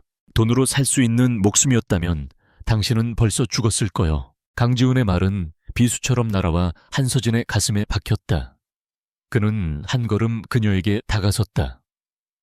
김민준이 긴장하며 앞을 막아섰지만 강지훈의 눈은 오직 한서진만을 향해 있었다. 나는 당신을 위해 일하는 게 아니오. 나는 당신을 죽이려는 그놈들을 사냥할 거요. 당신의 생존은 그 과정에서 발생하는 부산물일 뿐이지. 거래를 합시다. 무슨 거래일까? 당신의 모든 정보를 내게 공유해. 당신의 일정, 당신의 계획, 당신에 대한 위협, 모든 것을. 대신 나는 당신을 죽이러 오는 모든 놈들을 처리하지. 경호팀은 지금처럼 눈에 보이는 곳을 지키게 해. 나는 보이지 않는 곳에서 움직일 테니. 황당한 제안이었다. 정체도 모르는 남자에게 자신의 모든 것을 맡기라는 말이었다. 김민준이 격렬하게 반대했다. 대표님 안 됩니다. 저 자는 위험인물입니다. 어떻게 믿습니까? 하지만 한서진은 움직이지 않았다. 그녀는 강지훈의 눈을 똑바로 바라보았다. 그의 눈은 깊고 고요한 심연과도 같았다. 그 안에는 어떤 욕망도 거짓도 보이지 않았다. 오직 강철 같은 의지와 지독한 고독만이 담겨 있을 뿐이었다. 그녀는 지난 며칠간 겪었던 공포와 무력감을 떠올렸다. 최고의 보안 시스템 최정예 경호팀도 속수무책이었다. 하지만 이 남자는 2번이나 불가능해 보이는 상황에서 그녀를 구해냈다. 이성은 위험하다고 경고했지만 그녀의 생존 본능은 다른 말을 하고 있었다. 저 남자를 잡아야만 살 수 있다고. 좋아요. 당신의 제안을 받아들이지. 김민준의 절망적인 표정에도 아랑곳하지 않고 그녀는 결정을 내렸다. 하지만 조건이 있어. 시험 기간을 갖겠어. 당신이 정말로 나를 지킬 수 있다는 걸 증명해보여. 그때까지 당신은 나의 그림자야. 그녀는 일부러 그림자라는 단어에 힘을 주었다. 통제권을 놓지 않겠다는 마지막 자존심이었다. 강지훈은 아무 대답도 하지 않았다. 그저 작게 고개를 끄덕일 뿐이었다. 그렇게 대한민국에서 가장 빛나는 여자와 가장 어두운 남자의 위험한 동맹이 시작되었다. 한서진은 자신이 거대한 미스터리의 문을 열었다는 것을, 그리고 그 문 너머에 자신의 운명을 뒤흔들 거대한 과거가 잠들어 있다는 것을 아직 알지 못했다. 강지훈이 한서진의 그림자가 된 이후 그녀의 일상에는 기묘한 안정감이 찾아왔다. 여전히 위협은 존재했지만 예전처럼 날카로운 칼날이 목바로 아래를 겨누고 있는 듯한 숨막히는 공포는 아니었다. 마치 보이지 않는 방패가 그녀를 둘러싸고 있는 듯했다. 강지훈은 말 그대로 그림자였다. 그는 모습을 거의 드러내지 않았다. 김민준을 통해 전달되는 그녀의 일정을 파악하고 그녀의 동선에 미리 잠입해 모든 위험 요소를 제거했다. 그는 경호팀의 눈에도 띄지 않는 사각지대를 찾아냈고 아무도 신경 쓰지 않던 건물의 낡은 배관이나 환풍구까지 점검했다. 김민준은 처음에는 이 정체불명의 남자를 극도로 경계했다. 그는 회사의 모든 자원을 동원해 강지훈을 추적하려 했지만 번번이 실패했다. 강지훈은 CCTV 영상에서 교묘하게 사라졌고 그의 이동 경로는 어떤 데이터에도 잡히지 않았다. 그는 현대 기술 사회의 모든 감시망을 비웃는 아날로그 시대의 유령이었다. 김민준은 자존심이 상했지만 동시에 인정할 수밖에 없었다. 이 남자는 자신과는 차원이 다른 전문가라는 것을. 강지훈이 가져온 변화는 미세하지만 결정적이었다. 그는 김민준에게 평소 이용하던 출퇴근 경로를 단 5분만 변경하라고 지시했다. 그리고 바로 그날 원래 지나가기로 했던 터널에서 의문의 낙석 사고가 발생했다. 그는 한서진이 참석할 예정이었던 자선 파티의 음식 공급 업체에 대한 뒷조사를 지시했다. 그리고 그 업체의 사장이 태산그룹과 연관된 인물이며 심각한 위생 문제를 숨기고 있다는 사실이 밝혀졌다. 한서진은 이 모든 것을 보고받으며 섬뜩함을 느꼈다. 그는 마치 미래를 보는 예언자처럼 모든 위협을 한 발 앞서 차단하고 있었다. 그녀는 가끔 늦은 밤 집무실에 홀로 남아 일할 때 창밖 어딘가에서 그가 자신을 지켜보고 있다는 기묘한 감각에 사로잡히곤 했다. 그것은 감시가 아닌 보호의 시선이었다. 하지만 강지훈은 방패 역할에만 만족하지 않았다. 그는 칼이었다. 그는 한서진이라는 미끼를 이용해 최태석이라는 거대한 악의 촉수를 하나씩 잘라내기 시작했다. 그의 첫 번째 목표는 최태석의 자금줄이었다. 그는 지난번 서버실에서 생포한 침입자들의 대화와 고상철의 정보를 종합해 용병들을 고용하는 데 사용된 자금이 스위스의 한 유령 회사를 통해 세탁된다는 사실을 알아냈다. 그는 고상철에게 관련 자료를 넘겼다. 며칠 후 고상철은 익명의 제보자로서 그 자료를 국세청과 금융감독원에 동시에 터뜨렸다. 대한민국을 뒤흔든 거대한 비자금 스캔들이었다. 최태석은 꼬리 자르기로 위기를 모면했지만 수백억에 달하는 자금줄이 막히면서 그의 더러운 일을 처리해줄 손발이 묶여버렸다. 두 번째 목표는 최태석의 하수인들이었다. 강지훈은 용병들을 국내에 유통하고 관리하는 중간책, 독사의 존재를 파악했다. 경찰이나 국정원은 그의 실체를 잡지 못했지만 강지훈은 그가 활동하는 방식을 꿰뚫고 있었다. 그는 독사가 경쟁 조직의 마약 거래를 가로채려 한다는 정보를 흘렸다. 그리고 두 조직이 총격전을 벌이는 현장에 결정적인 증거를 남겨 경찰이 들이닥치게 만들었다. 결국 독사는 소탕작전 중 현장에서 체포되었다. 최태석은 가장 유능한 중간 관리자를 잃었고 그의 범죄 네트워크에 심각한 균열이 생겼다. 세 번째는 심리전이었다. 강지훈은 최태석의 핵심 측근 몇 명에게 익명으로 메시지를 보냈다. 메시지에는 그들만이 알 수 있는 비밀 정보나 약점이 담겨 있었다. 당신이 지난달 마카오에서 잃은 돈 회장님도 알고 계실까? 사모님께서 가장 좋아하시는 와인이 뭔지 아나 등. 내용은 사소했지만 그 파급력은 엄청났다.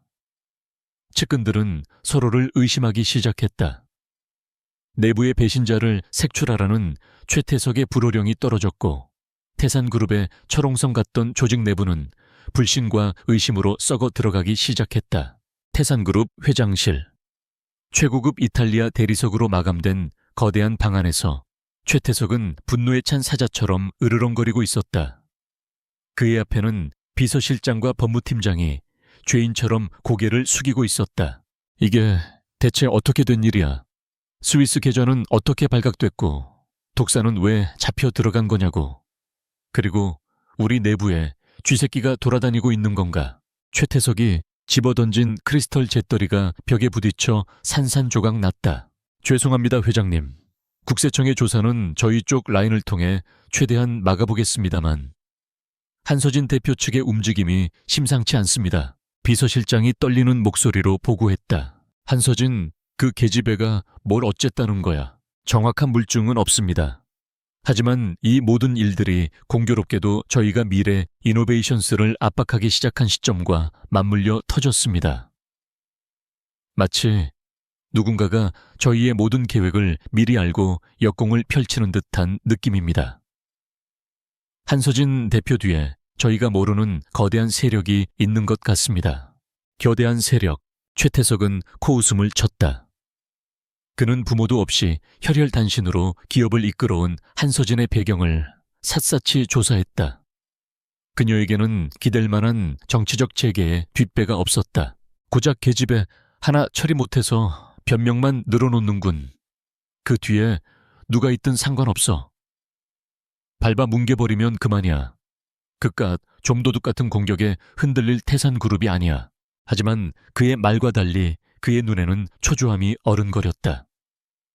모든 것이 그의 통제하에 있어야 직성이 풀리는 그에게 이 예측 불가능한 상황은 참을 수 없는 모욕이었다. 그는 한서진이라는 여자에게 병적인 집착을 느끼기 시작했다. 단순히 그녀의 기술이나 회사를 뺏는 것을 넘어 그녀라는 존재 자체를 완전히 파괴하고 굴복시키고 싶다는 뒤틀린 욕망이 끌어올랐다. 그의 머릿속에 한 가지 계획이 떠올랐다. 물리적인 공격이 통하지 않는다면 사회적으로 매장시켜 버리면 된다. 그녀가 평생을 바쳐 쌓아 올린 모든 것을 한순간에 잿더미로 만들어 버리는 것이다. 당장 언론사와 증권가에 우리 사람들에게 연락해. 그리고 프로메테스에 대한 자료를 좀 풀어. 아주 자극적으로. 최태석의 입가에 잔인한 미소가 걸렸다. 이제 그는 더 교활하고 더러운 전쟁을 시작할 참이었다. 그날 밤 한서진은 자신의 집무실에서 늦게까지 서류를 검토하고 있었다. 고요한 정적이 흐르는 공간 갑자기 등 뒤에서 인기척이 느껴졌다. 누구? 그녀가 놀라 돌아보자 어둠 속에서 강지훈이 소리 없이 나타났다. 그녀는 이제 그의 기습적인 등장에 제법 익숙해졌지만 심장이 철렁 내려앉는 것은 어쩔 수 없었다. 노크라도 좀 하고 다닐 순 없나요? 그림자는 노크를 하지 않소. 그는 무뚝뚝하게 대답하며 그녀의 책상으로 다가왔다. 그는 그녀가 보고 있던 프로메테스 임상시험 결과 보고서에 시선을 던졌다. 이게 당신이 목숨을 걸고 지키려는 건가? 네. 인류의 수많은 질병을 정복할 수 있는 신약이죠. 누군가에겐 그저 돈으로 보이겠지만 저에겐 인류의 미래가 걸린 일이에요. 그녀의 목소리에는 자부심이 담겨 있었다. 강지훈은 잠시 침묵했다. 그의 시선이 보고서 넘어 창밖의 도시 야경을 향했다. 당신은 왜 이런 일을 하는 거죠? 한서진은 처음으로 그에게 개인적인 질문을 던졌다. 지금까지 그들은 철저히 공적인 관계를 유지해왔다. 그녀는 그의 이름조차 몰랐다. 그저 그림자라고 부를 뿐이었다. 강지훈은 대답 대신 자신의 손목 근처에 있는 오래된 흉터를 무심코 매만졌다.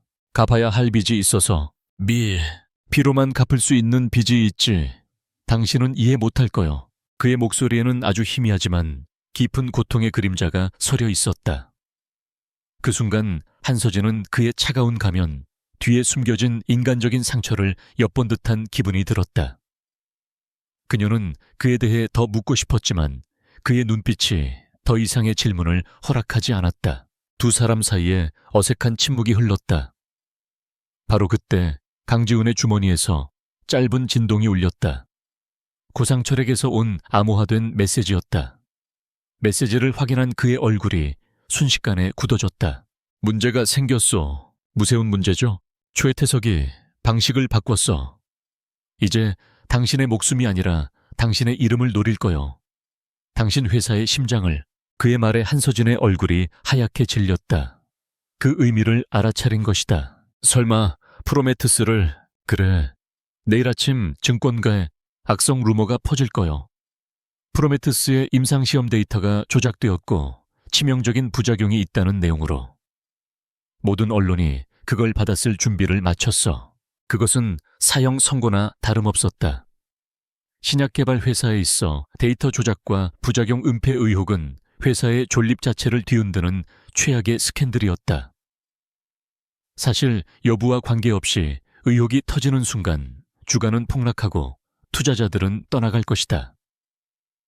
그녀가 평생을 바쳐 이룬 모든 것이 하룻밤 사이에 물거품이 될 터였다. 말도 안 돼. 어떻게 막죠? 증거도 없이.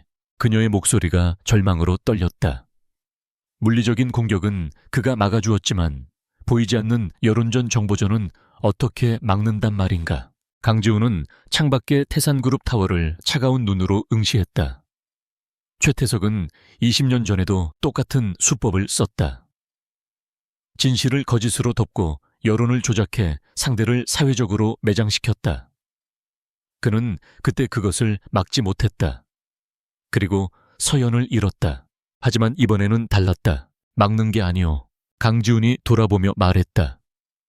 그의 눈은 어둠 속에서도 형형하게 빛나고 있었다. 대우 큰 진실로 거짓을 불태워버리는 거지.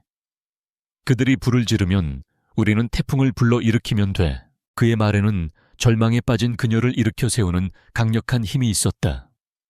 그는 이미 이 더러운 전쟁을 끝낼 다음 계획을 세우고 있었다. 다음 날 새벽 태양이 떠오르기도 전에 대한민국 증권가는 거대한 폭풍에 휩싸였다.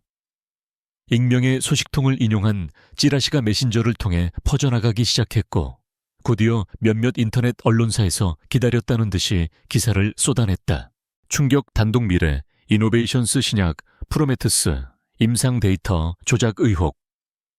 치명적 부작용 숨겼나. 한서진 대표의 도덕성에 치명타. 거짓은 진실보다 빠르게 퍼져나갔다. 개장과 동시에 미래 이노베이션스의 주가는 수직으로 곤두박질 쳤다. 개미 투자자들의 비명과 기관 투자자들의 대량 매도 주문이 폭주했다. 한서진이 평생을 바쳐 쌓아 올린 신뢰의 탑이 모래성처럼 허물어지고 있었다. 하지만 한서진은 자신의 펜트하우스에서 이 모든 광경을 차분하게 지켜보고 있었다. 그녀의 옆에는 그림자처럼 강지훈이 서 있었다. 그녀의 눈에는 더 이상 절망이나 공포가 없었다. 대신 폭풍의 눈 한가운데에 있는 듯한 고요한 분노와 결의가 이글거리고 있었다. 당신 말대로 되고 있군요.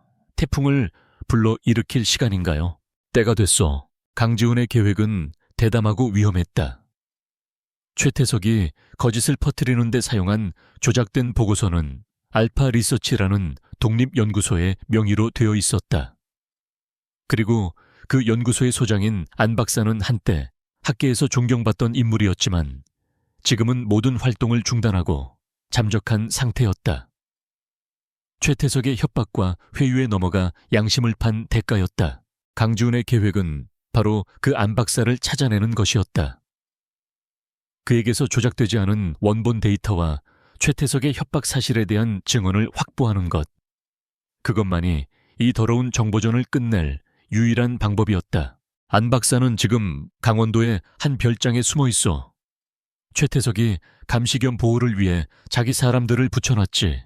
우리가 먼저 그를 빼내야 해. 경찰에 알릴 순 없나요? 최태석의 손길은 경찰 내부에도 닿아 있어. 우리가 움직이는 순간 안 박사는 자살로 위장되어 발견될 거요. 이건 우리끼리 해결해야 할 문제요. 한서진은 결심했다. 더 이상 안전한 성 안에서 기다릴 수만은 없었다. 그녀 자신이 직접 폭풍 속으로 걸어 들어가야만 했다. 그날 밤 김민주는 한서진의 공식 차량을 이용해 서울 시내에서 보란듯이 움직이며 적들의 시선을 끄는 교란 작전을 펼쳤다. 그 사이 한서진은 평범한 국산 세단의 조수석에 앉아 어둠 속으로 미끄러져 들어갔다. 운전대를 잡은 것은 강지훈이었다. 그는 더 이상 꽃이 장수의 허름한 옷차림이 아니었다. 어둠에 쉽게 스며드는 검은색 전투복 차림의 그는 완벽한 전사의 모습이었다. 차 안에는 무거운 침묵이 흘렀다. 도시의 불빛이 멀어지고 칠흑 같은 어둠이 그들을 삼켰다. 한서진은 창밖을 바라보며 나지막이 입을 열었다. 아버지가 돌아가신 후 모든 것이 제 몫이었어요. 사람들은 제가 운 좋게 회사를 물려받았다고 생각하지만 사실은 빚더미와 배신자들만 남겨져 있었죠. 프로메테스는 아버지의 유산이자 제 모든 것이에요. 그걸 저런 더러운 방식으로 빼앗길 수는 없어요. 강지훈은 대답 없이 운전에만 집중했다. 하지만 그의 귀는 그녀의 모든 말을 듣고 있었다. 그녀의 목소리에 담긴 아픔과 강인함이 그의 마음속 무언가를 건드렸다. 그는 죽은 연인의 그림자를 좇는 것이 아니었다. 그는 지금 자신의 모든 것을 걸고 싸우는 한서진이라는 여자를 지키고 있었다. 몇 시간을 달려 그들은 안개가 자욱한 산길에 자리한 고급 별장 앞에 도착했다. 별장 주변은 이상할 정도로 고요했다. 강지훈은 차의 시동을 끄고 어둠 속에서 조용히 별장을 관찰했다. 그의 감각이 날카로운 경고음을 보내고 있었다. 너무 조용해. 함정이다. 그의 말이 끝나기 무섭게 별장의 모든 조명이 일제히 켜지며 그들의 차량을 환하게 비췄다. 동시에 숲속에 숨어있던 복면의 괴한들이 사방에서 나타나 그들을 향해 총구를 겨눴다. 최태석의 함정이었다. 그들의 움직임은 완벽하게 읽히고 있었다. 차에서 내려 확성기를 통해 울리는 위협적인 목소리. 이미 10명이 넘는 적들이 그들을 완벽하게 포위하고 있었다. 여기서 기다려요. 내가 신호를 보내면 차를 몰아 무조건 별장 뒤편으로 달려. 약속하지. 반드시 당신을 지킬 테니. 강지훈은 한서진에게 짧게 말하고는 그녀가 대답할 틈도 없이 차문을 열고 밖으로 나갔다. 그는 두 손을 머리 위로 올리며 천천히 걸어 나갔다. 이런 환영 인사가 과격하군. 그의 여유로운 태도에 괴한들의 리더가 비웃었다. 내 놈이 그 그림자인가? 회장님께서 내 놈은 산채로 잡아오라 하셨다. 여자와 안 박사는 처리하고 그 순간 강지훈의 눈빛이 변했다. 여유로움은 사라지고 지옥의 악귀와도 같은 살기가 뿜어져 나왔다. 그 여자에게 손끝 하나라도 대면 너희는 오늘 여기서 전부 죽는다. 웃기는 소리. 리더가 손짓하자 두 명의 괴한이 그에게 다가왔다. 바로 그때였다. 강지훈이 갑자기 몸을 숙이며 발목에 숨겨두었던 섬광탄을 뽑아 바닥에 던졌다. 네. 눈을 멀게 하는 섬광과 귀를 찢는 이명이 터져 나왔다. 괴한들이 순간적으로 시각과 청각을 잃고 비틀거리는 틈을 타 강지훈은 움직였다. 그는 가장 가까이 있던 괴한의 목을 팔로 감아 인간 방패로 삼고 그의 손에 들린 소총을 빼앗아 들었다. 당당당. 강지훈의 손에 들린 소총이 불을 뿜었다. 그의 사격은 조준하는 과정이 없었다. 마치 몸의 일부처럼 본능적으로 적들의 위치를 향해 정확하게 날아갔다. 섬광탄의 효과에서 벗어난 괴한들이 반격을 시작했지만 이미 전세는 기울어 있었다. 강지훈은 인간 방패를 앞세워 엄폐물이 있는 곳으로 끊임없이 움직이며 적들의 숫자를 줄여나갔다. 지금이야. 강지훈의 외침에 한서진은 정신을 차렸다. 그녀는 떨리는 손으로 운전석으로 몸을 옮겨 시동을 걸었다. 그리고 엑셀을 끝까지 밟았다. 차는 총알처럼 튀어나가 별장 뒤편을 향해 돌진했다. 몇 발의 총탄이 차체에 부딪혔지만 그녀는 멈추지 않았다. 적들의 주의가 차로 쏠린 사이 강지훈은 어둠 속으로 사라졌다. 그는 더 이상 정면으로 싸우지 않았다. 그는 이제 사냥을 시작했다. 숲속의 나무와 어둠을 이용해 그는 소리 없이 적들의 등 뒤로 다가갔다. 비명 소리조차 지를 틈 없이 괴한들은 하나씩 쓰러져 갔다. 하지만 적들의 숫자도 많았고 그들 역시 호락호락한 상대가 아니었다. 별장 안에서 안 박사를 인질로 잡고 있던 나머지 병력이 밖으로 쏟아져 나왔다. 사방에서 총탄이 빗발치는 절체절명의 순간이었다. 강지훈은 별장 벽에 몸을 숨기고 탄창을 갈아 끼웠다. 그 순간 별장 2층 창문에서 한 명의 저격수가 그를 조준하는 것이 보였다. 동시에 별장 뒤편에 차를 세우고 내린 한서진이 위험에 노출된 것을 발견했다. 저격수의 목표는 강지훈이 아닌 한서진이었다. 안 돼. 강지훈은 망설일 틈 없이 몸을 날렸다. 그는 한서진을 덮치듯 밀쳐내고 그녀를 감싸 안았다. 푸슉! 둔탁한 소리와 함께 그의 옆구리에 불덩이 같은 고통이 파고들었다. 저격수의 총알이 아니었다. 그가 한서진에게 신경 쓰는 사이 등 뒤로 접근한 괴한이 휘두른 군용 대검이 그의 옆구리를 깊숙이 찌른 것이다. 강지훈의 입에서 낮은 신음이 터져 나왔다. 그는 고통을 이겨내고 몸을 돌려 칼을 든 괴한의 목을 꺾어버렸다. 하지만 이미 상처는 너무 깊었다. 피가 쏟아져 나오며 그의 옷을 붉게 물들였다. 시야가 흐려지고 다리의 힘이 풀리기 시작했다. 괜찮아요. 정신 차려요. 한서진이 비명을 지르며 그를 부축했다. 그녀의 얼굴은 눈물과 빗물로 범벅이 되어 있었다. 강지훈은 그녀를 밀어내고 마지막 남은 힘을 쥐어짜 소총을 들어 2층의 저격수를 향해 방아쇠를 당겼다. 탕 짧은 총성과 함께 저격수가 창문 밖으로 떨어졌다. 그것이 마지막이었다. 마침내 모든 총성이 멎었다. 강지훈은 힘없이 바닥에 쓰러졌다. 얼마나 시간이 흘렀을까? 강지훈은 희미한 의식 속에서 차가 흔들리는 것을 느꼈다. 한서진이 그를 채태우고 필사적으로 운전하고 있었다. 그의 옆구리에서는 여전히 피가 흐르고 있었다. 겨우 다 왔어요. 조금만 참아요. 그녀의 울먹이는 목소리가 귓가에 맴돌았다. 그들은 고상철이 미리 마련해둔 해안가의 낡은 폐창고에 도착했다. 창고 안에는 비상 구급 상자와 약간의 식량이 준비되어 있었다. 한서진은 강지훈을 바닥에 조심스럽게 눕히고 그의 피에 젖은 옷을 찢어냈다. 그리고 상처를 본 순간 그녀는 숨을 삼켰다. 깊고 끔찍한 자상. 당장 병원으로 가야 할 치명상이었다. 병원에 가야 해요. 이러다 정말 죽어요. 안 돼. 병원에 가는 순간 우리는 모두 죽어. 강지훈이 힘겹게 말했다. 그는 구급 상자를 가리켰다. 거기 있는 걸로. 직접 해. 한서진은 의사가 아니었다. 하지만 그녀는 선택의 여지가 없었다. 그녀는 떨리는 손으로 소독약과 의료용 스테이플러 붕대를 꺼냈다. 그녀는 강지훈의 상처를 소독하기 위해 상의를 완전히 벗겨냈다. 그리고 그녀는 얼어붙었다. 그의 상체는 성한 곳이 하나도 없었다. 오래된 총상 칼자국, 화상 자국. 그의 몸은 그가 살아온 지옥 같은 세월을 증명하는 한 장의 지도와도 같았다. 그녀는 차마 손을 댈 수가 없었다. 눈물이 쉴 새 없이 흘러내렸다. 울지 마시오. 강지훈이 힘겹게 손을 들어 그녀의 뺨을 스쳤다. 이런 상처는 익숙하니까.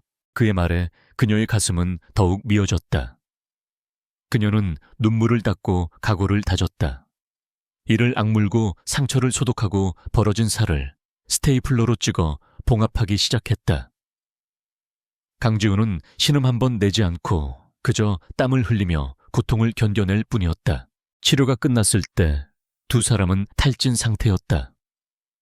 한서진은 그의 옆에 주저앉았다. 희미한 전등 불빛 아래 두 사람의 거리는 그 어느 때보다 가까웠다. 그녀는 무의식적으로 그의 가슴에 있는 가장 오래돼 보이는 흉터에 손을 가져다 댔다. 그가 움찔하며 몸을 떨었다. 고통 때문이 아닌 기억 때문인 듯다. 됐다. 그 순간 그림자의 갑옷이 깨지고 한 남자의 연약한 영혼이 드러났다. 그는 더 이상 임무의 대상이나 죽은 연인의 대역이 아닌 한서진이라는 여자 그 자체를 보고 있었다. 그녀의 눈에 담긴 두려움과 슬픔, 그리고 자신을 향한 진심 어린 걱정. 그것은 그가 20년간 잊고 살았던 감정이었다. 보호해야 한다는 의무감과 그녀를 향해 끓어오르는 개인적인 감정의 경계가 희미하게 무너져 내리고 있었다. 폐창고 안에는 바다의 짠 내음과 피비린내, 그리고 희미한 소독약 냄새가 뒤섞여 있었다. 간헐적으로 지붕을 때리는 빗소리만이 유일한 소음이었다. 강지훈은 상처에서 비롯된 고열로 얕은 잠과 고통스러운 현실 사이를 오가고 있었다. 그의 임에는 젖은 수건이 올려져 있었고 그 옆을 한서진이 뜬 눈으로 밤새 지키고 있었다. 그녀는 잠든 그의 얼굴을 내려다보았다. 평소에 냉철함과 날카로움이 사라진 그의 얼굴은 그저 지독한 고통과 피로에 지친 한 남자의 모습일 뿐이었다. 그녀는 그의 몸에 새겨진 수많은 흉터들을 떠올렸다. 저 상처 하나하나에 얼마나 많은 아픔과 사연이 담겨 있을까. 그림자 뒤에 숨겨진 그의 진짜 모습이 궁금했지만 차마 물어볼 용기가 나지 않았다. 창고 반대편 구석에서는 안 박사가 담요를 뒤집어 쓴 채 웅크리고 있었다. 그는 최태석의 소나귀에서 벗어났다는 안도감과 자신의 과에 대한 죄책감 사이에서 괴로워하고 있었다. 그가 빼내온 원본 데이터가 담긴 USB는 이제 그들의 유일한 무기이자 희망이었다. 날이 밝아올 무렵 강지훈의 열이 조금 내렸다. 그는 힘겹게 눈을 떴다. 가장 먼저 보인 것은 자신의 곁을 지키다 지쳐 잠든 한서진의 얼굴이었다. 그녀의 뺨에는 마르지 않은 눈물 자국이 남아 있었다. 그 순간 강지훈의 가슴속에서 20년간 굳게 닫혀있던 무언가가 부서져 내리는 듯한 감정이 일었다. 그것은 연민이었고 고마움이었으며 그 이상의 무언가였다. 그는 조심스럽게 몸을 일으켰다. 옆구리의 상처가 찢어질 듯 아팠지만 그는 내색하지 않았다. 그는 자신의 재킷을 벗어 잠든 그녀의 어깨 위에 덮어주었다. 그리고 안 박사에게 다가갔다. 당신이 가진 데이터 전부 확인해야겠어. 같은 시각 서울의 태산그룹 회장실은 빙하기처럼 차가운 분노로 가득 차 있었다. 최태석은 밤새 한숨도 자지 못했다. 또다시 실패했다. 고용한 최정예 팀은 전멸했고 안 박사와 원본 데이터는 사라졌다.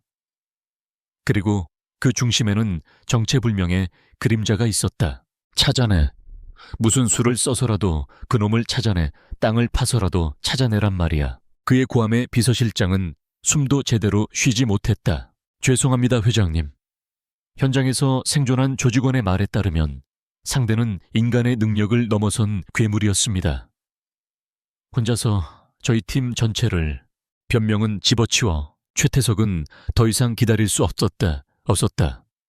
이 정체불명의 방해꾼 때문에 그의 완벽한 계획이 모두 어그러지고 있었다. 그는 수치심과 분노에 꺼내 이성을 잃어가고 있었다. 그는 마지막 카드를 꺼내들기로 결심했다. 그동안 너무 위험하고 잔인해서 사용을 꺼려왔던 오직 자신만을 위해 움직이는 지옥챈. 그는 보안 처리된 특수 전화기를 들어 단축 번호를 눌렀다. 수신음이 몇 번 울리고 기계처럼 감정이 없는 목소리가 들려왔다. 네, 나다. 바이페어 와이퍼를 깨워. 수화기 너머에서 잠시 침묵이 흘렀다. 상대방조차 놀란 기색이었다. 회장님, 바이퍼는 닥치고 깨워 한서진과 그 뒤에 숨어있는 그림자, 그리고 안 박사까지. 관련된 놈들은 전부 처리해. 이번엔 생포 따윈 필요 없다. 모두 죽여. 흔적도 남기지 마. 전화가 끊겼다. 최태석은 거친 숨을 몰아쉬었다. 바이퍼, 본명 이반 코줄로프, 전직 스페츠나츠 출신의 살인병기. 돈이 아니라 오직 피와 파괴에서 쾌락을 느끼는 사이코패스. 그리고 20년 전 윤서연의 숨통을 끊었던 바로 그 남자였다. 최태석은 이 극약을 쓰고 싶지 않았지만 다른 방법이 없었다. 그는 이 지긋지긋한 게임을 끝내고 싶었다. 패창구, 안강지훈과 한서진 그리고 안 박사는 노트북 화면을 들여다보고 있었다. 안 박사가 가져온 원본 데이터는 프로메테스의 안전성을 완벽하게 입증하고 있었다. 이것만 공개하면 최태석의 거짓말은 세상에 드러날 터였다. 그런데 이게 전부가 아닙니다. 안 박사는 떨리는 손으로 USB 안에 숨겨져 있던 암호화된 폴더를 열었다. 초 회장은 제게 프로메테스 외에 다른 자료들의 분석도 강요했습니다. 과거의 기록들이었죠. 저는 그저 시키는 대로 했을 뿐입니다만 화면에 나타난 파일들을 본 순간 한서진의 얼굴이 하얗게 굳어졌다. 그것은 15년 전 그녀의 부모님이 돌아가신 비행기 사고의 조사 기록들이었다. 공식적으로는 기체 결함으로 종결된 사건이었다. 이걸 왜 당신이 초회 회장의 지시였습니다. 사고기 잔해에서 발견된 블랙박스에 일부 데이터를 복원하고 분석하라는. 저는 단순한 데이터 분석인 줄로만 알았습니다. 안 박사는 거의 울먹이며 말했다. 그가 복원한 데이터는 충격적이었다. 비행기의 방향을 제어하는 핵심 부품에서 인위적인 파손의 흔적이 발견되었고 누군가 고의로 오작동을 유발했다는 정황이 담겨 있었다. 그리고 그 부품의 유지 보수를 담당했던 하청업체는 서류상으로는 존재하지 않는 태산그룹의 유령 회사였다. 모든 것이 연결되었다. 그녀의 부모님은 사고로 죽은 것이 아니었다. 살해당한 것이었다. 최태석에 의해. 아베어, 한서진은 무너지듯 주저앉았다. 그녀가 평생을 짊어지고 왔던 비극의 진실이 너무나도 끔찍했기 때문이다. 강지훈은 말없이 그녀의 어깨를 감싸 안았다. 그는 그녀의 고통을 누구보다 잘 이해할 수 있었다. 바로 그때 창고의 낡은 철문이 삐걱거리며 열리고 고상철이 들어왔다. 그는 보급품과 함께 절망적인 소식을 가져왔다. 큰일 났다, 지훈아. 최태석이 미친 개를 풀어놨어. 고상철은 태블릿 PC를 강지훈에게 보여주었다. 화면에는 얼음처럼 차가운 눈빛을 한 남자의 사진이 떠 있었다. 암호명 바이퍼. 진짜 이름은 이반 코줄로프. 전 스페츠나츠 출신. 최태석이 처리해야 할 가장 더럽고 중요한 일에만 투입하는 놈이야. 그리고 20년 전 그 부두에서 고상철은 말을 잇지 못했다. 그럴 필요도 없었다. 강지훈은 그 얼굴을 본 순간 세상의 모든 소리가 멎는 것을 느꼈다. 옆구리의 상처보다 더 깊은 곳, 그의 영혼에 새겨진 흉터가 불에 댄 듯이 아파왔다. 20년간 매일 밤 꿈속에 나타나 그를 괴롭혔던 악마의 얼굴. 빗속에서 쓰러져가는 서연을 향해 조롱 섞인 미소를 지었던 바로 그 얼굴이었다. 그의 몸이 분노로 떨렸다. 억눌러왔던 모든 감정이 화산처럼 폭발했다. 그의 눈에서는 차가운 사레가 흘러넘쳤다. 알반 코줄로프. 그의 입에서 나온 이름은 저주와도 같았다. 그의 반응을 본 한서진은 혼란스러웠다. 그녀는 그의 어깨를 붙잡고 물었다. 이 남자가 누군데요? 당신이 왜 이래요? 이건 더 이상 빚 때문이 아니잖아요. 그렇죠. 당신 대체 누구예요? 그녀의 절박한 외침에 강지훈은 마침내 결심했다. 더 이상 그녀를 어둠 속에 혼자 둘 수 없었다. 그녀 또한 알아야만 했다. 자신들이 상대하는 적이 얼마나 끔찍한 존재인지, 그리고 이 싸움이 얼마나 깊은 과거로부터 이어져 왔는지를 그는 천천히 그리고 힘겹게 입을 열었다. 내 진짜 이름은 강지훈이 아니오. 국정원 소속의 요원이었지. 지금은 서류상으로 죽은 사람이지만 그는 자신의 과거를 털어놓기 시작했다. 최고의 파트너이자 연인이었던 윤서연에 대한 이야기, 그녀가 한서진과 얼마나 닮았었는지에 대한 이야기, 그리고 20년 전 최태석의 배신으로 실패했던 마지막 작전에 대한 이야기까지. 최태석은 당시 개발 중이던 군사기술을 해외에 팔아넘기려 했어. 우리 팀은 그 증거를 잡기 직전이었지. 하지만 정보가 샜고 우리는 함정에 빠졌어. 그날 저놈이, 바이퍼가 내 눈앞에서 서연이를 쐈어. 그의 목소리는 담담했지만 그 안에는 지워지지 않는 고통과 죄책감이 새겨져 있었다. 최태석은 역사를 반복하고 있어. 당신 아버님의 기술, 그리고 당신의 프로메테스. 그는 원하는 것을 얻기 위해 사람을 죽이는 것을 주저하지 않아. 그리고 이번에도 그 살인을 위해 똑같은 괴물을 보냈지. 그러니 이제 이건 더 이상 당신의 싸움이 아니오. 이건 내 싸움이야. 당신은 이제 빠져. 그는 그녀를 지키기 위해 밀어내려 했다. 하지만 한서진은 물러서지 않았다. 그녀는 눈물을 닦고 그의 눈을 똑바로 쳐다보았다. 그녀의 눈빛은 그 어느 때보다 단단하고 강인했다. 아니, 당신이 틀렸어요. 그녀는 떨리는 손으로 자신의 부모님에 대한 데이터가 담긴 노트북 화면을 가리켰다. 그는 내 부모님을 죽였어요. 그리고 당신의 인생을 망가뜨렸죠. 이건 당신 혼자만의 싸움이 아니에요. 이건 우리의 싸움이에요. 그녀의 말에 강지훈은 할 말을 잃었다. 부모의 복수를 하려는 여자와 연인의 복수를 하려는 남자. 최태석이라는 거대한 악연이 20년의 시차를 두고 두 사람을 하나의 운명으로 묶어버린 것이다. 더 이상 도망치거나 방어만 할 수는 없었다. 그들은 이제 사냥을 시작해야 했다. 괴물을 잡기 위해서는 더 지독한 괴물이 되는 수밖에 없었다. 두 사람은 말없이 서로를 바라보았다. 바이퍼의 사진과 그녀 부모님의 죽음에 대한 진실이 담긴 노트북 화면 사이에서 두 사람의 복수는 하나의 거대한 목표가 되어 타오르기 시작했다. 최후의 결전을 위한 계획이 그들의 눈빛 속에서 조용히 세워지고 있었다. 폐창고의 공기는 더 이상 패배와 절망의 냄새가 나지 않았다. 그곳은 이제 복수의 칼날을 가는 대장간이었고 최후의 결전을 준비하는 전쟁 지휘 본부였다.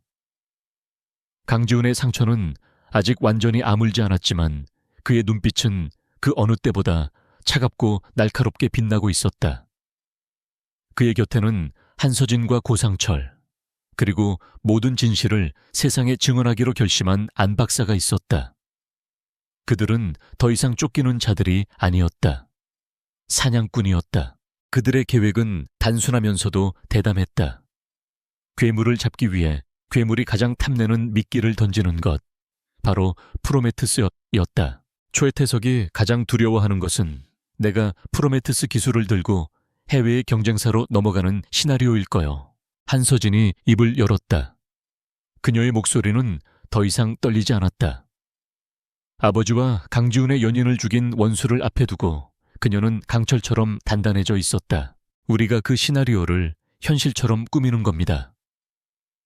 내가 모든 것을 포기하고 내일 밤 미래 이노베이션스 중앙연구소에서 해외 펀드에 기술을 넘기는 비밀 계약을 맺는다는 거짓 정보를 흘리는 거죠. 고상철이 고개를 끄덕였다. 최태석의 성격상 그 기술이 남의 손에 넘어가는 것을 보느니 차라리 전부 파괴하고 모두를 죽이려 들겠지. 분명히 바이퍼를 포함한 최정예 병력을 이끌고 직접 나타날 거야. 연구소는 우리의 홈그라운드요. 강지훈이 지도를 펼치며 말했다. 그의 눈은 이미 연구소의 모든 구조와 동선을 꿰뚫고 있었다. 김민준 팀장이 외부 경비를 맡아 적의 퇴로를 차단하고 고 반장님은 외부에서 모든 통신을 감청하며 지원해 주시오. 안 박사님은 고 반장님과 함께 있다가 내가 신호를 보내는 즉시 모든 증거 자료를 언론과 검찰에 동시에 터뜨려주면 됩니다. 대표님은 김민준이 걱정스러운 눈으로 한서진을 바라보았다. 그녀가 위험한 작전의 중심에 서는 것을 원치 않았다. 나는 중앙통제실에 있을 겁니다. 한서진이 단호하게 말했다. 그 건물의 모든 시스템은 내 손바닥 안에 있어요. 문을 잠그고 전기를 끊고 비상 시스템을 작동시키는 모든 것을 내가 통제할 겁니다. 당신들이 싸울 무대와 시간을 만들어주겠어요. 그녀는 더 이상 보호받는 대상이 아니었다. 이 전쟁의 총사령관이었다. 그리고 강지훈. 그의 역할은 단 하나였다. 나는 바이퍼를 사냥하겠소. 그의 나직한 한마디에 방 안의 모든 공기가 얼어붙는 듯 했다.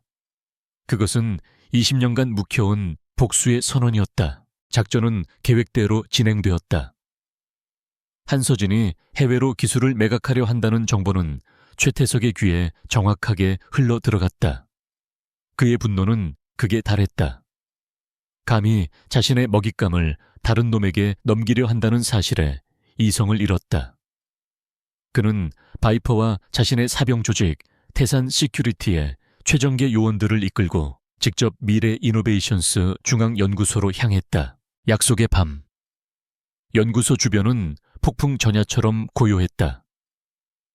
건물은 정기 점검을 이유로 모든 전원이 꺼진 채 어둠에 잠겨 있었다. 하지만 그 안에서는 보이지 않는 전쟁이 이미 시작되고 있었다. 최태석의 차량 행렬이 연구소 정문에 도착하자 김민준의 지시에 따라 정문이 순순히 열렸다. 함정이라는 것을 꿈에도 생각 못한 최태석과 그의 부하들은 의기양양하게 건물 안으로 진입했다. 그들이 중앙 로비에 들어서는 순간 등 뒤에 모든 철문이 굉음을 내며 닫혔다. 그들은 거대한 감옥 안에 갇힌 것이다. 뭐야, 무슨 짓이야? 최태석이 경악하는 사이 로비 사방에서 김민준의 경호팀이 나타나 총격전이 시작되었다. 하지만 이것은 시작에 불과했다. 진짜 사냥은 지금부터였다. 회장님, 이쪽입니다. 바이퍼는 당황하지 않고 최태석을 데리고 비상 통로를 통해 연구소의 심장부 중앙 데이터 서버실로 향했다. 그곳에 한서진과 프로메테스 데이터가 있을 것이라고 확신했다. 중앙 통제실. 한서진은 수십 개의 CCTV 화면을 통해 그들의 모든 움직임을 지켜보고 있었다. 그녀의 손가락이 키보드 위를 빠르게 움직였다. 이제 무대를 만들어보죠. 그녀의 말과 함께 바이퍼와 최태석이 지나가던 복도의 조명이 꺼지고 앞뒤에 방화 셔터가 내려왔다.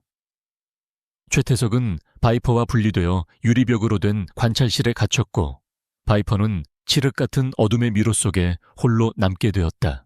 최태석, 어둠 속에서 스피커를 통해 강지훈의 목소리가 울려 퍼졌다. 관찰실의 모니터가 켜지며 피투성이가 된 채 쓰러진 그의 부하들과 그들을 제압하고 자신을 노려보는 강지훈의 모습이 나타났다.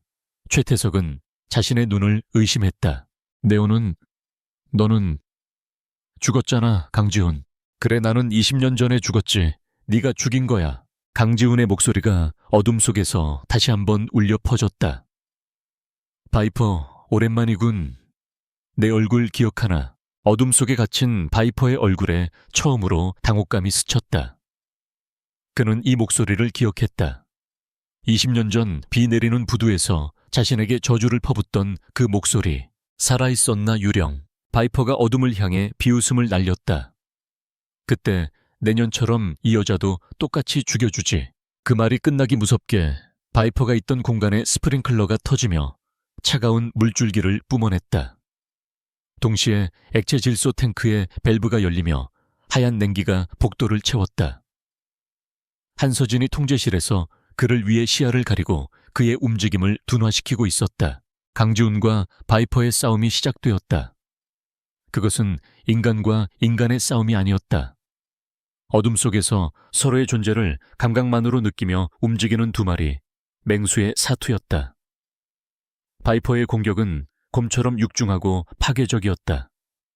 그는 손에 잡히는 모든 것을 무기로 사용하며 주변을 닥치는 대로 부수었다. 반면 강지훈의 움직임은 표범처럼 빠르고 정교했다. 그는 어둠과 지형지물을 이용해 바이퍼의 공격을 피하며 그의 급소만을 노렸다. 그때도 넌 그렇게 도망만 다녔지. 네가 약해서 그 여자가 죽은 거야. 바이퍼가 조롱하며 거대한 실험 장비를 그에게 집어 던졌다. 강지훈은 몸을 날려 피하며 벽에 박힌 소화전을 뜯어내 바이퍼의 다리를 후려쳤다. 뼈가 부서지는 소리와 함께 바이퍼가 비명을 지르며 쓰러졌다. 서연이는 도망치지 않았어. 그녀는 마지막까지 싸웠다. 너 같은 살인마와는 다른 진짜 군인이었지. 강지훈은 쓰러진 바이퍼에게 다가갔다. 하지만 바이퍼는 포기하지 않았다. 그는 품 안에 숨겨두었던 칼을 뽑아 강지훈의 부상당한 옆구리를 노렸다. 강지훈은 피하지 않았다. 그는 바이퍼의 칼날이 자신의 살을 파고드는 것을 허용하는 동시에 그의 팔관절을 꺾어버렸다. 그악! 바이퍼의 손에서 칼이 떨어졌다. 승부는 결정되었다. 강지훈은 바이퍼의 목에 팔을 감았다.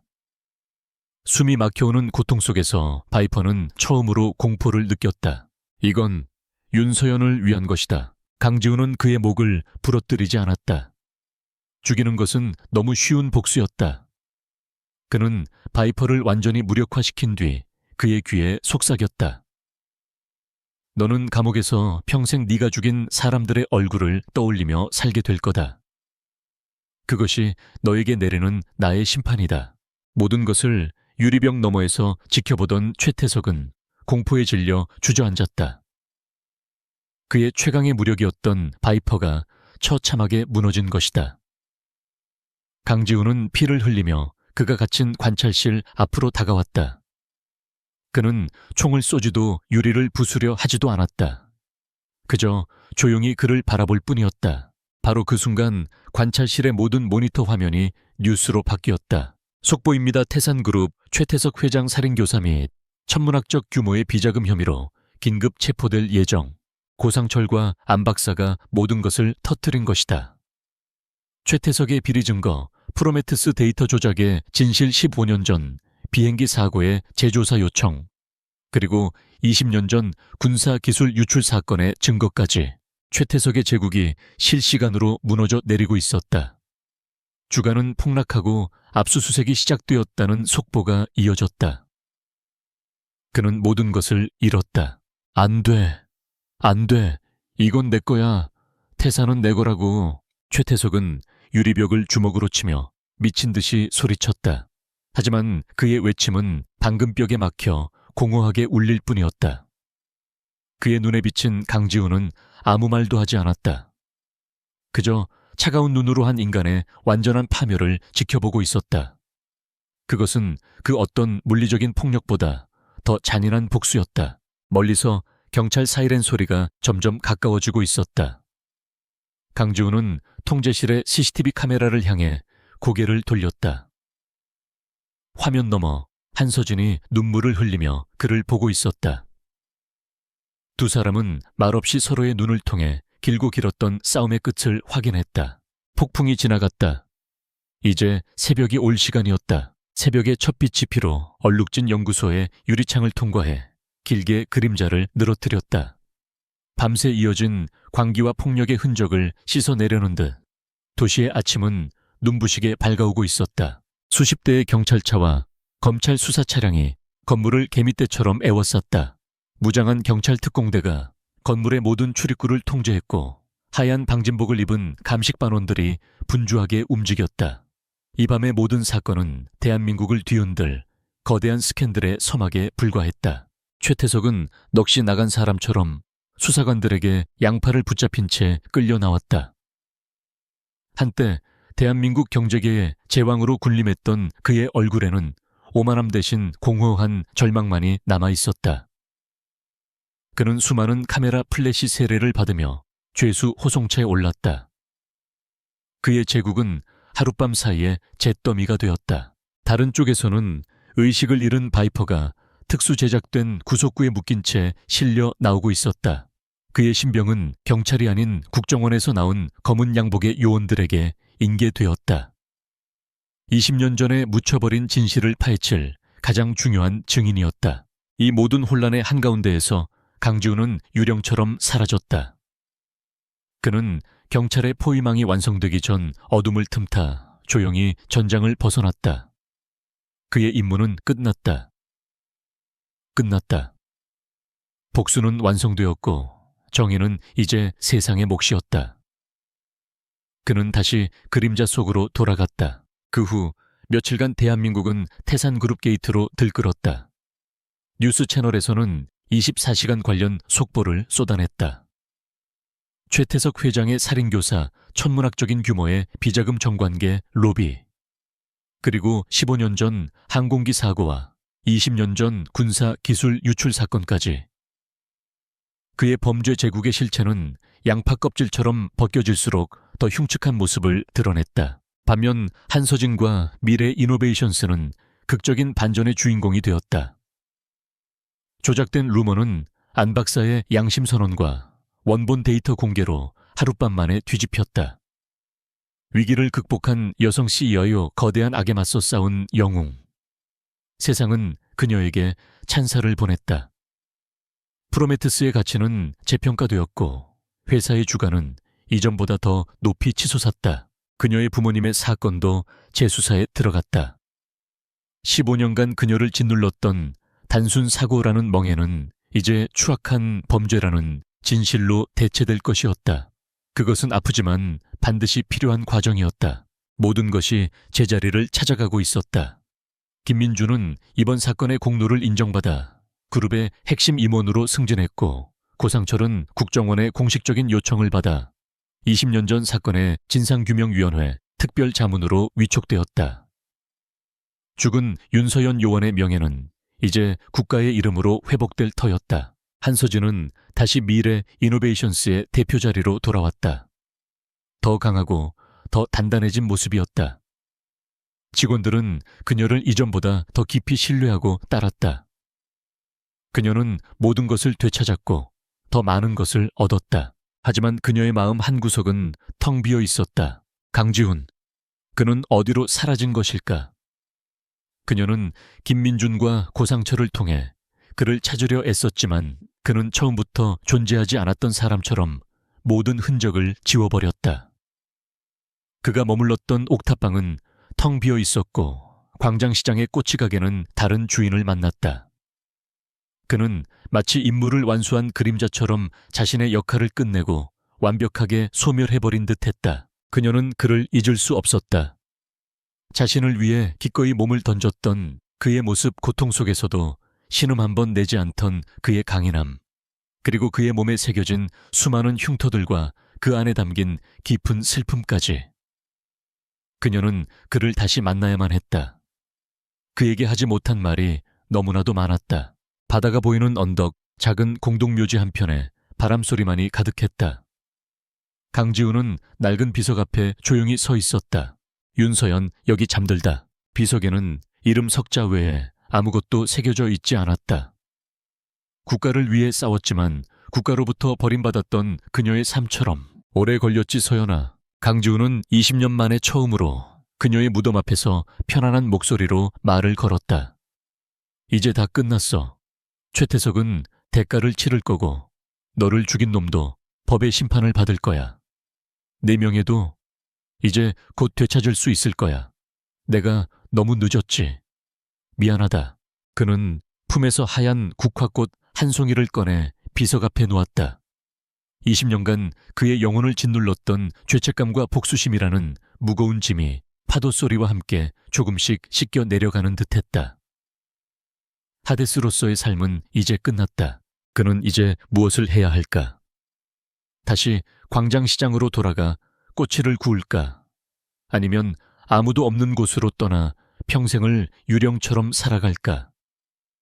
그는 과거로부터 자유로워졌지만 동시에 갈 곳을 잃었다.